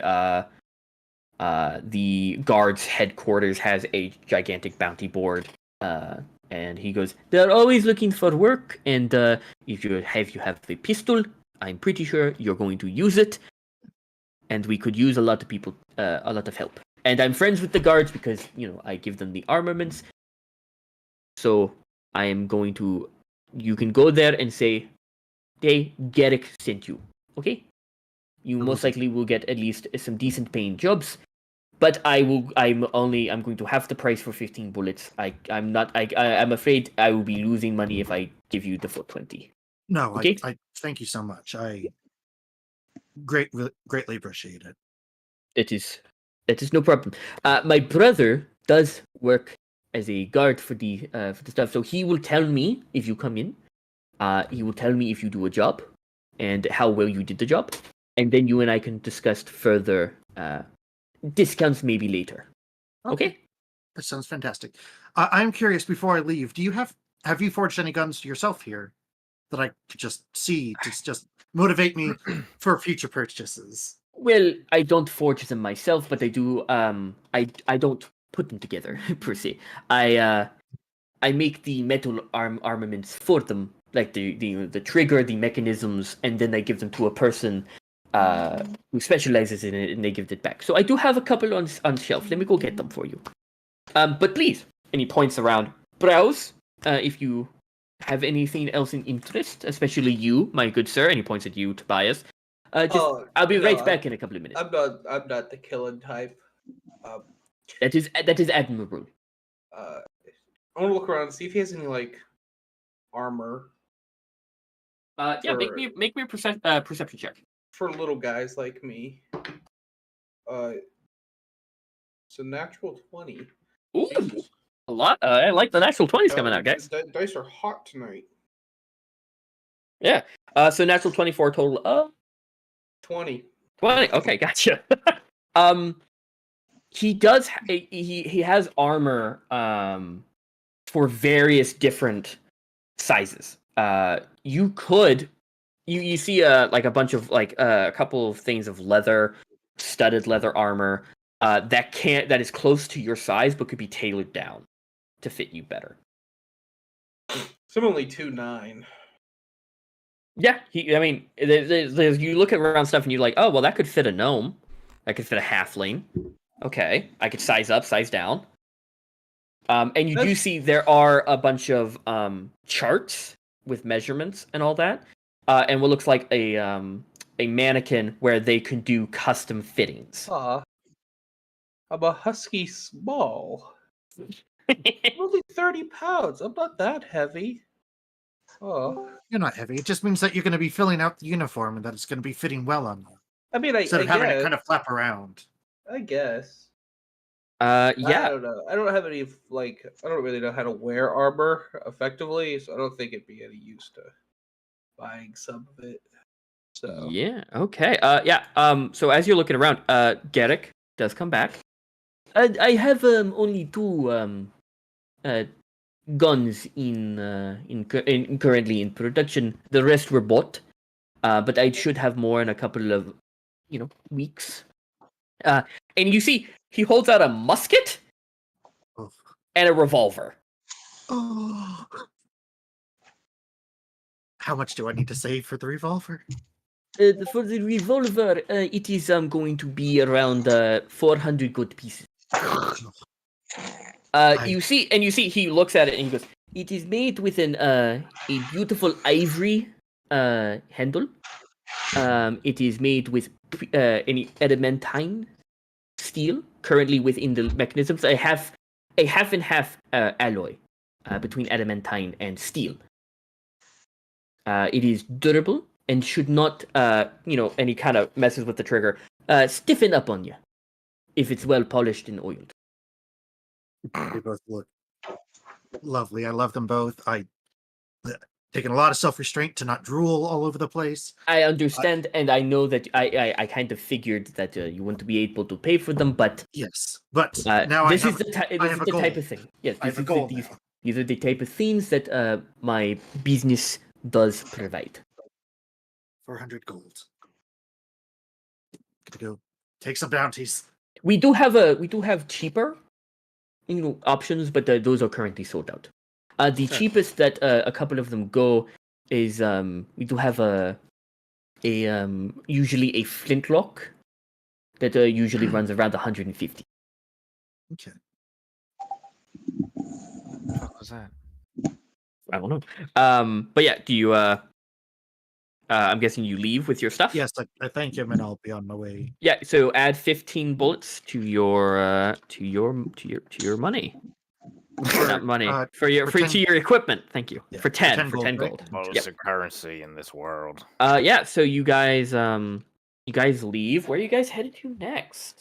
If you don't mind, Akira, I'd still like to go check out that Yeah, the post office. yeah, post office. Yeah. Of course. Yeah, okay. Yeah, you guys walk a few minutes and you do see a very quaint looking building, 2 stories, that has the sign called the Crowned Quill. Hey, there it is. Cool. I'm surprised we'll go on in. You open up and there's a little bell ding-a-ling-a-ling, to announce that you've opened the door. And you see behind the desk is a vibrant green tiefling lady with these large cat-eyed glasses. Your Ah. glasses. Hi. Hello. How may I help you? Welcome to the Crowned Quill. Yeah, I'm looking to possibly borrow some paper or some quills and ink. I need to write a few letters to let people know that I'm not dead. Well, that is quite lovely because you came to the right place. Yeah, I know, right? She goes, so I guess it's just a letter. My name is Isabella, by the way. Oh, nice to meet you, Isabella. My name is Tobias, and this is my friend Akira. We're It's good to friends, meet right? you. We kind of been hanging out for a while. Yes, yes. No. Okay, yeah, we're friends. No Okay. longer acquaintances. So you want the to send a letter? You want the basic if quill, ink, and paper, correct? Yes, and then if possible, I would like a postcard. A postcard. Okay. Is there any type of style of postcard that you want? Probably just one of the cityscape, really. Like if there's Okay. one of like ocean at the bottom, and then like the city in the background, and then. Well, I'm sure one of the artists have made something similar to that. I can look for you. It'd be like, So hey, greetings from. It'd be nice. I see. Sure. Let me find that for you. One piece of paper. Yep. And yeah. She runs around. She goes. And she grabs the supplies and a very lovely postcard that shows the entire city. It is watercolor and looks like someone hand painted it. It says greetings from Rasna. And she bundles it all together, holds it to you, and she goes, all of this combined will be around 5 gold pieces. And that is including the charge to have it sent. Oh, okay. Whew. I almost had a hernia. No, it's just to send letters. It is an additional 2 gold pieces. So that's what's making it 5. That's fine. And yeah, I was afraid it was just gonna be the 5 for a piece of paper and some quills and ink. That is got a barbaric. little doozy. No, paper and ink and quill should not be. Do you have a place here I could write? She points at her. She points at her desk. She goes, "Do you want me to get you a stool?" Yeah, actually, that'd be really nice. She gives you a little stepping stool to get up. Seems like it's a common thing for her to have. Yeah. And if you don't mind, where is this being sent? Oh, I would like the world map, please. Yeah. There is a large map right above, right past her head. Yeah. So the letter's going to Ditcha, and then the postcard's going to my little hometown, Ah, Honeymead. Honeymead. Yeah. Yeah. I'll put the address and stuff on him, so it's all good. Oh no, that's perfectly fine. I expect as much. Yes. She waits for you to write the letter. Yeah, I'll write the letter to the caravan company, the merchant company, Mhm. explaining that I'm alive, that there was an attack by an amethyst dragon in the mountain ranges at this location. Everybody's dead, all the wreckage is gone, but I am alive with a few friends. Okay. Uh, and explaining that basically what happened, why I've disappeared, and stuff like that. And then attached along with that is 3 copper. You put 3 copper into this, and you fold it up. And you put down the address for Mhm. all of these. And she goes, "Okay. Now have you double checked if the addresses are 100% Yeah. here?" Yeah, Okay. yeah. I don't have the. Uh, I mean, you may have to rewrite. I don't have the best penmanship in the world. No, that's fine. As long as she reads that, she goes, "Okay." Yeah, no. That should be fine. Okay. You see, she opens up a drawer, and you see she takes out like a piece of wax. She kind of runs it across the envelope, and you see she closes her eyes and she whispers something in a language that you do not understand.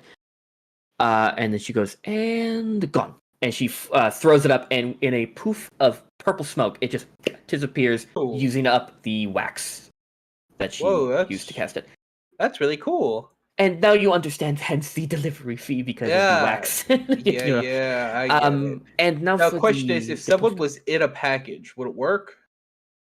Oh no. Okay, it only that works it for like it envelopes. it's not an instant spell. Oh. There is some travel time, and in that, people have suffocated because it goes to a pocket dimension. Oh, okay. Okay, I was thinking, 'cause, like, if Unfortunately, that was the that has case, then happened in the past. I would have just mailed myself home. No, and no, Uh, I wouldn't allow it because we do not want you to suffocate. Okay. yeah. Now for the postcard.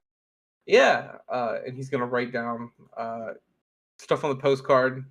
Just like on like the backside where you write like greetings from, you know. Yeah. And he's gonna address it to Pa and Edith, and Mhm. then hand it to her. Yep. And she grabs it and goes, and she grabs another piece of wax, runs it across, and just gone. It disappears. And she goes, "There you go. All of it is sent.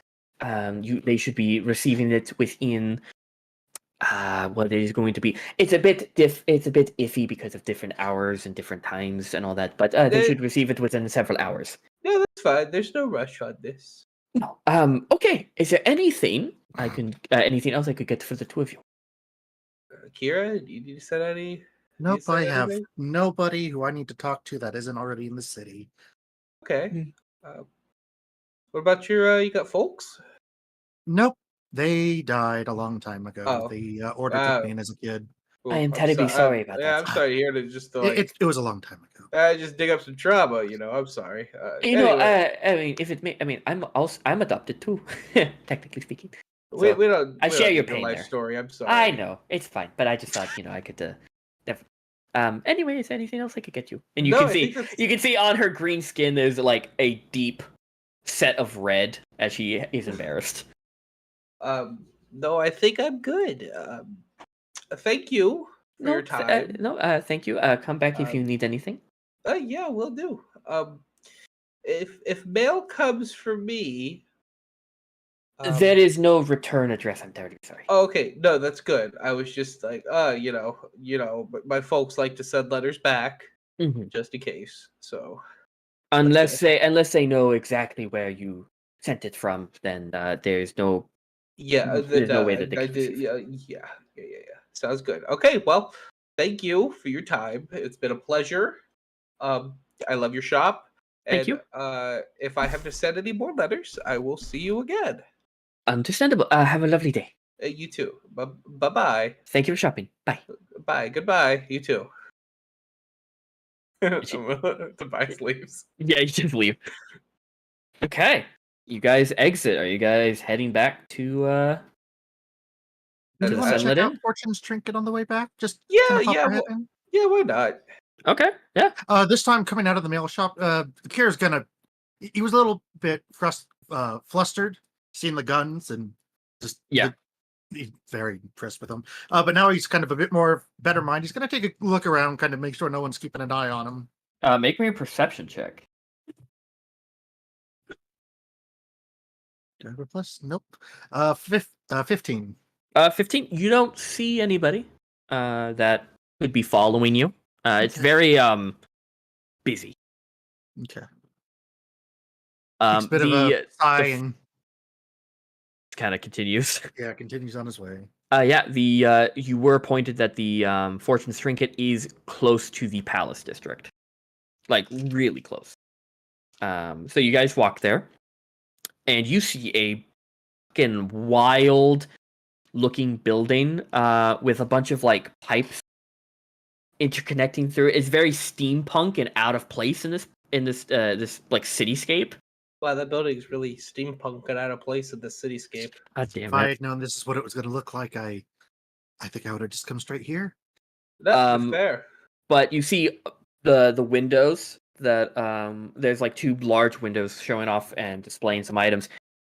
It is like the weirdest antique shop.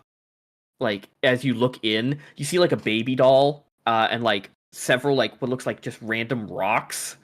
It's just a slew of just strange items. I bet you at least one item in the shop is cursed.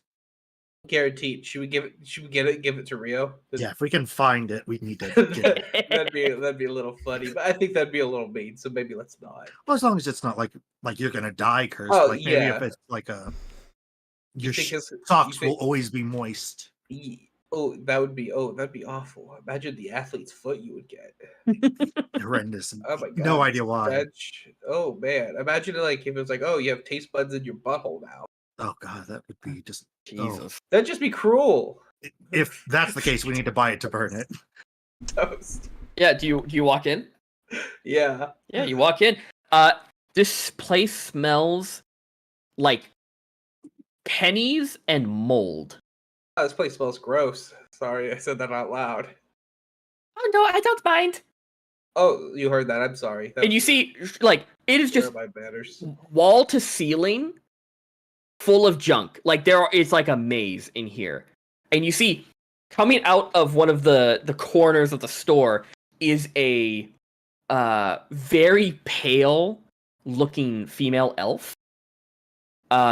You see, she has like these large bags under her eyes, and she has like this long kind of straight hair, and she just comes tiptoeing like really quickly, almost like looks like she's floating towards you. She goes, "No, I don't mind. It's just it's the natural smell of everything in here." Fair enough. Hello, I'm Tobias. Yes, hi. Well, I'm Safina. Nice to meet you, Shafina. Welcome to the Fortune's Trinket. This is my friend Akira. It's nice to Hello. meet you, Akira. Nice to meet you. Why'd you say it like that? Say it like what? You said Akira. That's just Akira. Well, because I just okay. Well, I don't know. I'm sorry. That was pretty nice. I'm in a really weird mood today. Honestly, I think it was that dream the other night. The stabby dream. Yeah, honestly, it really kind of. oh, you have stabby dreams too? Yeah. You? Yeah, all the time. I've been told by one of the fortune fellas that it's something I just got to do. I've been told all my life to ignore those. Oh, maybe go talk to him or something. They Yeah, got- the Order of the Celestial Threads. I heard they have a temple here. yeah, they I got- should- I should do Yeah. that. I should do that. I should talk to What- them and Wait, I'm not supposed to be advertising for yeah, that. hold on. Yeah, that's not your shtick, man. Let Lathander guide your way. Yes. Yeah, that too. But also, like, my father was killed by Lysander. Oh, a god killed your father. Well, that's what my mom told me. How? Well, she said it She was just, my fault. she just kind of shrugs. I don't know. I mean, he's been dead ever since I was born, but like, you know, My mom said that he was killed by Lysander, and honestly, all my life, I just thought that. I didn't really question it, because, why would my mom lie? Well, I'm sorry for your loss. Like, Oh, no, What- it's fine. I never knew him. I don't care. But, Okay. no, I just wanted to say, because, Lysander, the connection. Anyway, what can I get for you? You got any guns? You see, she thinks, and you see, she does, like, a 360, just slowly looking around the shop. No, I don't. Unfortunately, I don't. do you have any bullets for guns?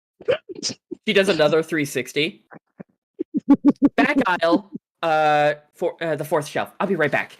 Okay. And she just goes off, and you just hear clanking and like shit being rearranged. And she comes back with a handful of what looks like musket balls and like these little metal pellets. I I just got this, have 4 of them. just got this visual in my head of like Akira holding Tobias's hand and then at an ice cream truck. And Akira's like, all right, pick something. And he goes, got any guns? Yeah. But she comes back holding 3 metal bullets. This is all I have. And this one, and she holds one up, and it has like a large chunk. I believe was previously used, but didn't go off. Do I think it would work for my pistol? You go. You can just kind of maybe go. Probably. Probably. Uh, And also, by the way, here's her name, Serafina. and what did you say she was again? She is a very pale-looking elf. Pale-looking elf. And you look at her eyes. She has like very buggy-looking eyes, and she doesn't really blink. She does, but it's very quickly. And she has like these large bags under her eyes, and her pupils are fucking dilated. So dilated. I believe it was used, and I think it was dug out of someone's chest cavity. Oh, then it's a good bullet. She's on that Probably. moon daddy It's dust. killed one. I can go for 2. Oh, so you kill people. Okay. Well, great. bad people. Bad people? Oh. I guess that works. Did you want me to Anyway, kill good people? no. Seraphina, is there someone you need killed? No, society just says I should say you should kill bad people, but I'm gonna stick with that. Legally, I have to say no. I'm on very thin ice with the town guard, We're not and with the guard. If you want No, a murder I- committed, you can no, talk to it's- us about it. We came in here talking about our stabbing dreams. So actually, They very true. years. in fact, I mean, I don't really have a problem with anyone in the city, and I outlived everybody I had a problem with. So technically, I think I'm good. And you Unless know you what? can kill Lysander for killing my dad. I don't He- think I can personally kill Lathander. I think Well, that would be then- sacrilegious on my part. Then Akira, then you're perfectly fine. You know, you Okay. don't have to kill anybody for me. I have 3 of these bullets for you, though. Okay, how much do you want for those 3 bullets? I mean, how much does a fucking bullet cost? I mean, 2 gold for the lot. I Gold mean for the lot? the Yeah. guy over at the No, I'll hammer- give you 20. I'll give you 2 gold for the 3 bullets. The guy at what? You were gonna say something. Yeah, he Tobias? was selling them for like 3 silver though. And these are like used. I mean, okay. Well, 2 gold instead of 3. That don't add up. I mean, I've never been really good at math, but here, what? You're buying it from me, so I mean, Hey, I'm fine with 2 gold. Oh, For, okay, Fair 2 enough. gold for the 3 of them. Okay. Is That there works. anything else? And she Yeah, holds out you- her hands over your heads. You got Anything else I can find for you? you got any storybooks? Storybooks. And she looks around, her eyes darting in like random directions. She goes, "I do. There's one about a giant that tries to find love." Like And you see, she hasn't moved. She goes, and the last 3 pages are covered in blood. nope, must that's have a bad ending. And it kind of smells like cat piss. Oh no. nope, that's a hard pass then. Okay, that's a hard pass that's been on my shelves for about, a couple of years, so I understand. Maybe if you try to get rid of the cat pee smell, I try and And not the blood. touch. I try not to touch all of my products because I want them to stay as authentic Oh, to their original selves. Okay? gotcha. And I just feel like that adds to their character. Okay? Okay, fair enough. Like how your missing hand and your broken horn add to your character so much. You know? You see, I mean, I wouldn't want to. I wouldn't want to guess. mess with that. Like, I wouldn't want to regrow your arm. The wooden arm is such a fucking style piece. You know? I mean, I guess it's kind of just there. Yeah. I mean, it's strapped on with some like pulleys and hinges, so I can move it a bit. But like, Hey, if it's functional, it's functional. Like everything here, it has a function. well, okay. Any other storybooks? She looks You stares around. got- She goes, "Da-da-ba-ba. I don't have know. I have half a storybook. Okay, that's I would need the whole thing, so that's not gonna work. Okay, but the story, well, where it picks up Uh-huh. is a dragon pulling people down to the depths of hell. We don't know how the people Oh. got there, and a little bit of the edit, a little bit of the ending is currently ripped away, so it's up to your interpretation if the people escape or not. How much you want for that? I mean, One gold I might- piece. this sounds interesting enough. I'm not really a romance novel kind of guy. Oh, I Um, am, but to each their own. But I can Yeah. go get that for you. One gold piece. Yeah, sure. Okay, let me go get that for you. And she just zooms off. And she comes back holding this disgusting, like awfully like rotted book, and hands it to you. Take it. Cool. One gold piece, please. Thank you, Tobias. Yep, there you go. Now Thank you're not you. gonna like be mad or anything if I try to clean this up. Refurbish it. As soon as it leaves the premises, it does not become my problem. It is now your Oh. problem. Oh, okay, cool. I had to instate that policy because I got so many complaints. Fair. Also, and then one last thing request from me. Uh-huh. You got anything magical other than you? Probably. What do you got? She looks around. She goes, "Your guess is as good as mine." Fair enough. I mean, a lot of people just come in. I find random shit in the garbage, and I just find it interesting. I put it on the shelves, and some people just Oh, okay. randomly drop stuff on my doorstep in random Okay. packages, and I just open it and put it on the shelves. Oh, look, the Necronomicon. I'm sure that's Do you fine. have in the hands of a anything that- 5-year-old. Do you think you have anything that is definitely cursed? She scratches her head. That boar head has kind of been looking at me weirdly for the past 7 years. She reaches in a pile and pulls out its stuffed teddy bear, but with human teeth. You see she points at this large stuffed boar head.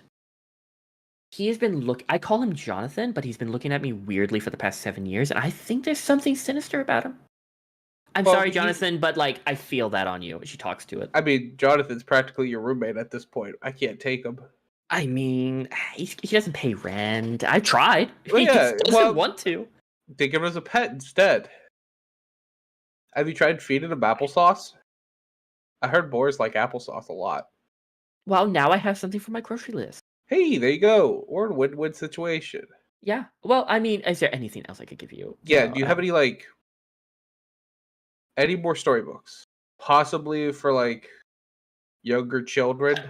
something I- for younger kids? Yeah, I like the mystical fantasies of like Okay. Yeah, no, children's no. book. You see, pretty simple. Anything with a gold binding.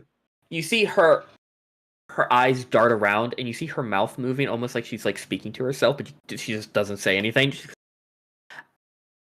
Yes, I do. Back shelf, back room, top shelf. It is a green book with a silver lining. Those are good too. And the story is about a kid who becomes king. Oh, I think Now, I have. I the will gold have binding to. one. I will have to warn you Uh-huh. because again I have to put in a policy about warning people apparently because I Yeah. got a lot of complaints. There is something burned into the back of the book in a language I do not speak. Okay. That's okay. I can refurbish it. Okay. Yeah, no, that's fine. Let me go get that for you. Thank you. Do you mind if I take a look at it before you run off with it? Yeah, certainly. If it's burned into it, it's gotta be. You cursed. see, she holds out the book to you. How much for it? 2 gold. Because it's in besides the burning part in the back. It's been in perfect condition. I mean, I'll yeah. give the yeah, 2 gold. No, I got No, it. I got it. You helped You me sure? out you helped me out a lot today. Happily pay for it. Okay. Thanks. Okay, I and appreciate she hands it to you, Tobias. I'll hand the book then to Akira. You gonna check the back for this burden text? You see, it is burned onto the page is just like a tiny paragraph. Do you speak Abyssal? No, damn it. Well, then you do not understand it. Nope, I'm afraid I don't know that. That is You don't out of my understand it range. either? I wonder if it's a No. made-up language. Can you believe Probably. it? It could be. It could be some type of conspiracy theory that, someone just burned this into the book, but they only know the language. I don't know. Strange shit comes in here. Secret code. Is there anything else I can get you, Akira? And Tobias. Of course. I think I'm good. Can't think of anything else I need. If my friends need anything, I'm definitely gonna send them here because you are fantastic. That is the first time ever someone has said that about me. Then everyone else is wrong. Oh, I love you. Okay, well, have fun. Enjoy the books. Yeah. And the Thank you. bullets. And the bullets Thank too. you. Use them well. Go kill I go will kill put 'em bad to good use. guys. Yeah. Bye. And she Bye-bye. just slinks back into whatever part of the store she was in. All right. I'll leave. Okay. As we're leaving, I'll look at Akira and go, she was nice. She was. She was weird, but she was She nice. was, but in like a nice way. Yeah. Like I want to be her neighbor, kind of. You notice how her one eye just kept drifting off and then would snap back and then would I drift. did. That was crazy. I've never seen that happen before. You guys start walking back to the Sunlit Tavern? Yeah. Shelk! Because we got Yeah. Shelk here. Shelk, you guys arrived in the city. And you're currently sitting at the tavern with Rosalind and Zeth.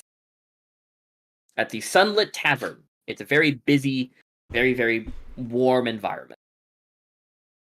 What you doing? I don't even know where we are. You're in the capital city of Razna. Okay.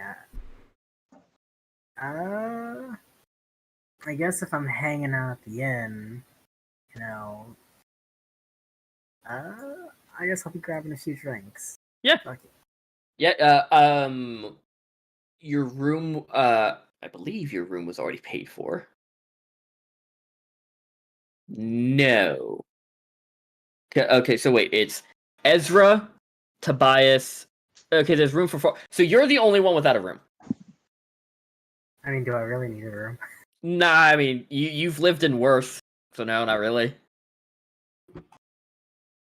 I'll find a spot. You can Unless you fit guys, in like, the room. squeeze in. You can fit in the room if you want to share a bed with Tobias, because both of you count as one medium creature. Cuddle buddies.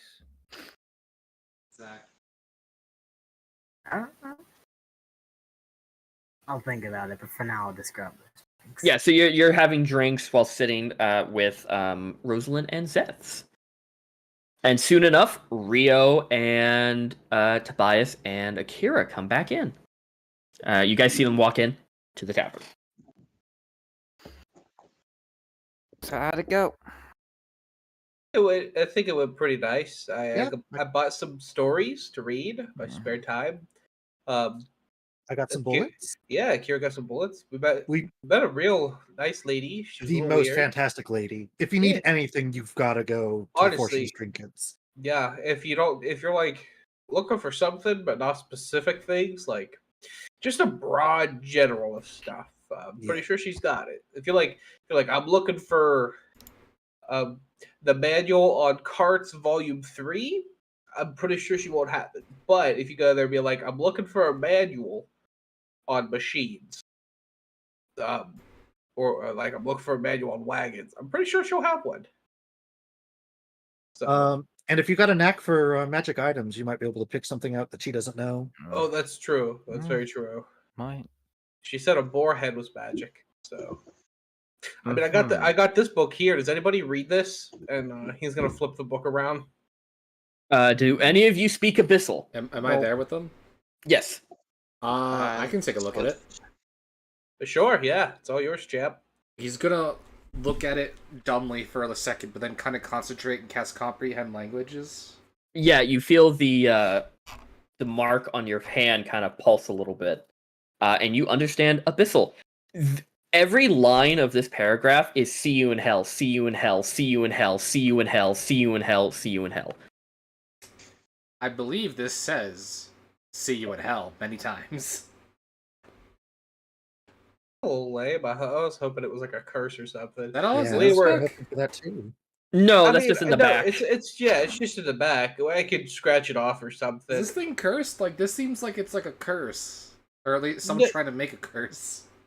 No, it's a kid's book. It's a What? it's a kid's book. You know, the little prince who became king. You ever read it? It's a good one. What language is this book written in? There's a common, but there's just it's a normal storybook up until the last page where burned in text at the end is the sentence in Abyssal. I think the child who owned this had some issues. Did we all? Yeah, we'll all just write "see you in hell" in a very ancient But like honestly, demonic language. I think I got the bigger deal here. If I can refurbish this, it's got the silver binding. These books sell for maybe 4 to 5 gold each now. So that's pretty good. Yeah, well, if you scrape off the burnt bits, a little bit of paper, lit up leather. should make Yeah, profit. yeah. Just rebind it real nice. Yeah. You know, put in a little effort, get a little effort out. Honestly, I just might keep it after I refurbish it. I have a hard time parting from books, stories, stuff like that. Yeah. I also got this book here, but it's a little destroyed. About a dragon. Figured I'd give it a read since, you know, I'm a kobold and, you know, might be neat. Yeah. Or, you know, Sesh wants to read into it. Or you, Rosalind. You know, you got Draconic Heritage, I think you said, yeah? Indeed. You know, I don't know. It's a pretty large book. But there's like, I don't know, 1/5 of it left. So, Definitely look at it. Okay. So what are you guys doing? All of you are kind of just sitting, having some food, having some drinks. what's the game plan, everybody? Guess. More drunk? Yeah. Try to look for work. Things don't really seem to be too cheap around here. No, they do No, not. but that Yeah, hopefully they also, pay well. yeah, the counter means that you got the right mindset. Things pay better, you know. Yeah. We did get a lead on a bounty board that's expecting me. If we want to take a look at that. It's definitely something. Sounds like I a good idea. yeah. I It- definitely it- want to take a visit to that theater. Oh, Tonight. that'd be nice. I would love to see a show. It's been far too long. Oh yeah, I have these. I think they'd be better off in your hands. I forgot. I've been meaning to give them to you. I apologize. I found them in the ruins right before we kind of got ejected into the ocean. And it's going to be the blueprints for the bracer, tiara, and chest piece. Oh yeah, that are made with aurorium. Yes. Oh, Yeah, so you're given blueprints on how to make shit out of aurorium, specifically bracers and whatever other blueprints that were found. Bracer, tiara, and chest Oh. piece. Also, Rosalind, if you want, I found a very nice mail service place. If you Mhm. wanted to write home, let everybody, honestly, if you have people you need to write to, send stuff to, or, you know, send them a postcard, and let them know you're okay. Mm. Real nice lady. She Only five gold. Only 5 gold. A message. Mhm. So Might not be a bad idea. It was only 5 gold because you were sending off 2 things. It was 1 gold for the ink, quill, and paper. okay, gotcha. It's 5 gold for 2 things. Hmm. If you don't supply your own paper. Yeah, if you don't, of course, if you don't supply your own paper and stuff like that. So So, what's the game plan? Are you guys gonna? Does anyone want to? So people are checking out the theater later tonight, but is anyone going to the bounty board? Yeah. Okay. Yeah. Okay. Yeah. Work. Gotcha. Oh, Yeah. did someone pay The for our day is rooms, by the young. way? Yeah, Ezra bought one of the bigger rooms and kind of just paid for all of it and just said if anybody else shows up, then fuck it, I guess. Oh. He's he's having a rough day, so he's in there right now, lying Okay. down, I assume, or sticking his head out the window, trying not to throw up. Hopefully not see water. Well, I'll make sure to spot him when we get back. Yeah. Okay. So all of you are going to the bounty board. sure. Yeah. Okay. Down a final drink and go to the bounty board. Yeah, you guys walk a few minutes to the relatively large bounty board, and you do see it's really close to one of the many guard barracks for each section of the city. And you see a multitude of help wanted pages. Mhm. And you some of the things that stick out is written in bold lettering is the rampaging manticore. It it describes that a few of the farmers within the hillside are their livestock is being taken away by a manticore, and they want people to go find and eliminate the beast. That seems a bit of a tall Suicide. order. Yeah. You see a another bounty for a flock of aggressive wyverns within the grasslands have been attacking caravans and causing havoc within the hills. More dragons. You see a notorious gang of smugglers have hidden in a cave along the sea's cliffside, where they have taken several stolen goods from ships and caravans. That might be a bit more up our alley. Yeah, I mean, Are still. there like rewards I- mentioned? I am As always possible? looking for some canonical you see- shenanigans. You see, on all of these help wanted, it says reward discussed with guards. Mm-hmm. You also see the missing explorer. A cartographer went off into the mountains and just disappeared. He's fucking dead. Imagine the And- collect is for the remains.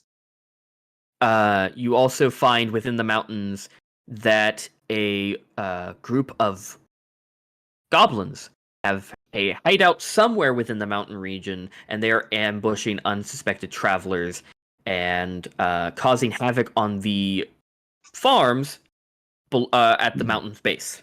Well, we do know we can handle goblins. Now, are these talking to the mountains to the north that we were in, or to the east there?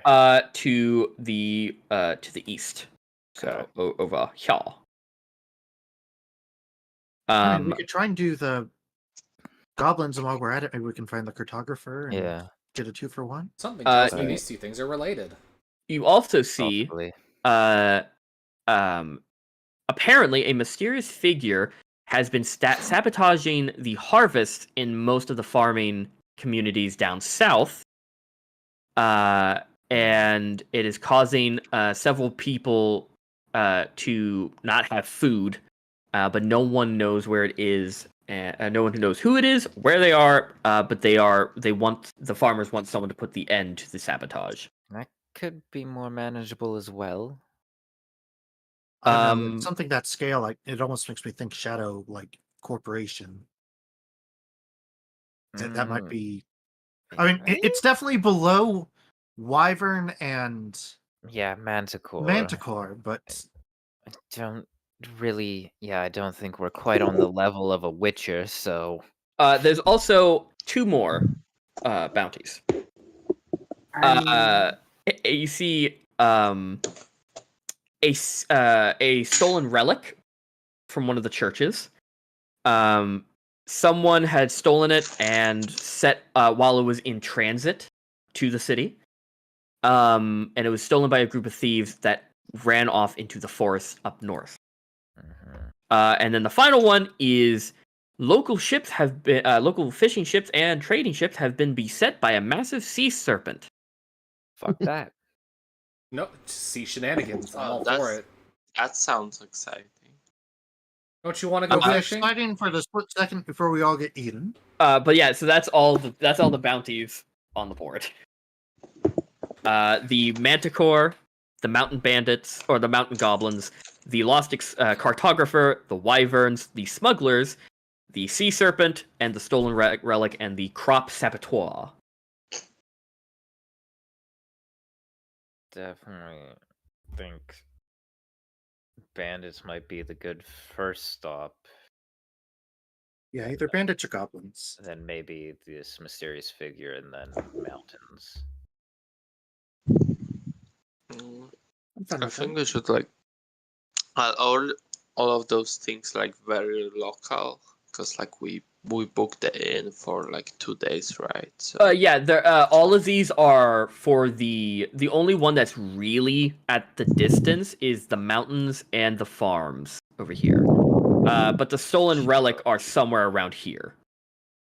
And the Wyverns and all that are in the residual like farmland around the town, city itself. I mean, yeah, I definitely think like the thieves and the bandits would be.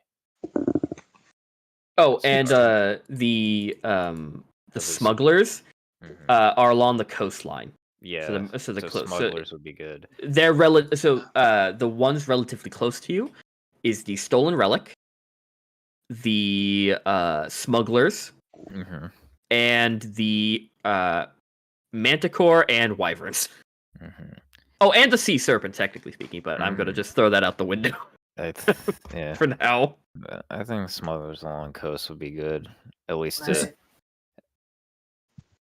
sure, then we can go to take the Manticore later. Are we Yeah. sure we can't take on the Manticore? Is it I'm- just one? It I says it's just one. I think we could. I'm not. I think we You're could kill it, right. but I think at least some of us will die Yeah. in that process. Nah, you just have to trust. No. What do you mean no? No. I don't love think you have the sense. optimism. Definitely start out small, at least something to secure further lodging. Yeah. Yeah, that's why I said we take this to take the bandits first, and then we got Manticore. If you guys want, maybe to help with your priority, you could go in and if you want to talk to the guards for payment and like see what the rewards are for them. Yeah. Does it say what temple it got stolen from? Is it a temple I give a shit about, or It doesn't. It or is doesn't say. Taylor? It says any information will be provided by guards. So you would just need to talk to them about it. Okay, let's pop in. Mention that Garrick sent us. Okay. Yeah, you walk in, and you see a sitting down on a desk, kind of like rubbing his nose, clearly like tired, is a dwarf with similar red hair and beard that to the blacksmith that you talked to. Oh, you must be Garrick's brother. I am. What did he do? Nothing. He sent me down here to see if I can find some bounties to fulfill so I could start buying things from him. That's actually, I'm pretty glad for that. He looks at all of you. He goes, "Oh, we got a big group. Okay. Are all of you working together? I believe Yeah. so. Yeah. Okay. So that That narrows things down. Oh, did you look at the board? We did. Did any catch your eye? Out of curiosity, can we? Well, a few of them. We are thinking maybe of dealing Mhm. with the bandits off the coast or on the coast, and then maybe looking into this relic heist, and maybe working our way towards the goblins at a later point. And maybe Manticore. Jesus. I do like people who get shit done, and so, I'm all ears for you. What questions do you want me to answer? About which one specifically? Because there's information about all of them.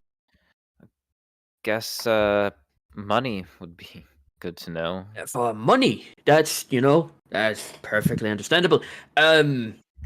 So for our little smuggler problem that we're currently dealing with, that's going to be a reward of around 450 gold pieces.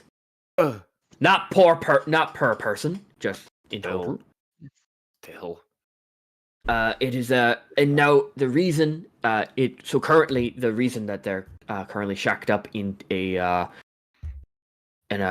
cave somewhere on the coast is because one of our ships met them and we sunk them, and the survivors decided to then just hide out and start taking out some caravans coming up down south from the farmlands. What proof do you need that they've been dealt with? Well, I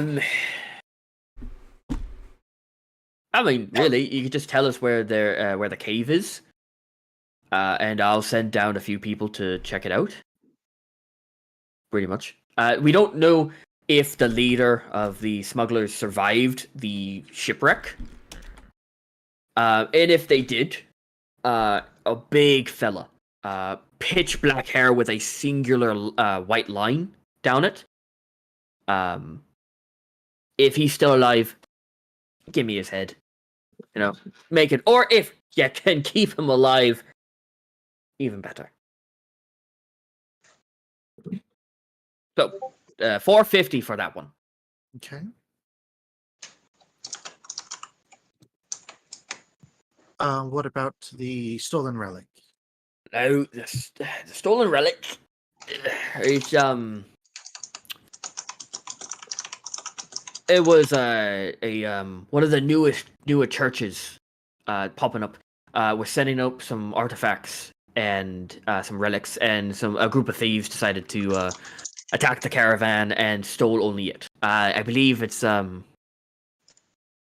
what church is it again? And you see he calls out, and a voice answers back, "The Order of the Celestial Thread, sir." Those people. They got up a new church up in the Palace District, and one of their fancy little relics got stolen. And they put out a reward for it, 200 gold pieces for its safe return. Now, reports said that it's only like a couple of thieves, so I don't expect you to meet a whole band of them. Maybe I believe the report was maybe there's 3 of them, one calling the shots and the other one left. So, yeah. And there's what was the third one for you? The Manticore? No. Yeah, I mean we did mention. Yeah, I just don't know. That one is currently taking up some livestock and bringing it back to the forest up north.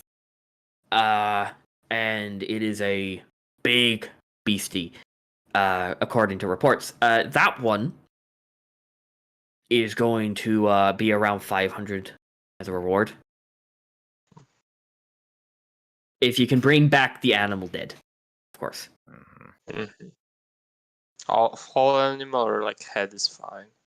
I mean, if you can get the full thing, sure. If you can only get its head, paw, otherwise, don't care. As long as, because if you bring me something of it and the attacks stop, then I know you did your job. Okay. I think we were going to ask about the cartographer and the goblins up in the mountains as well.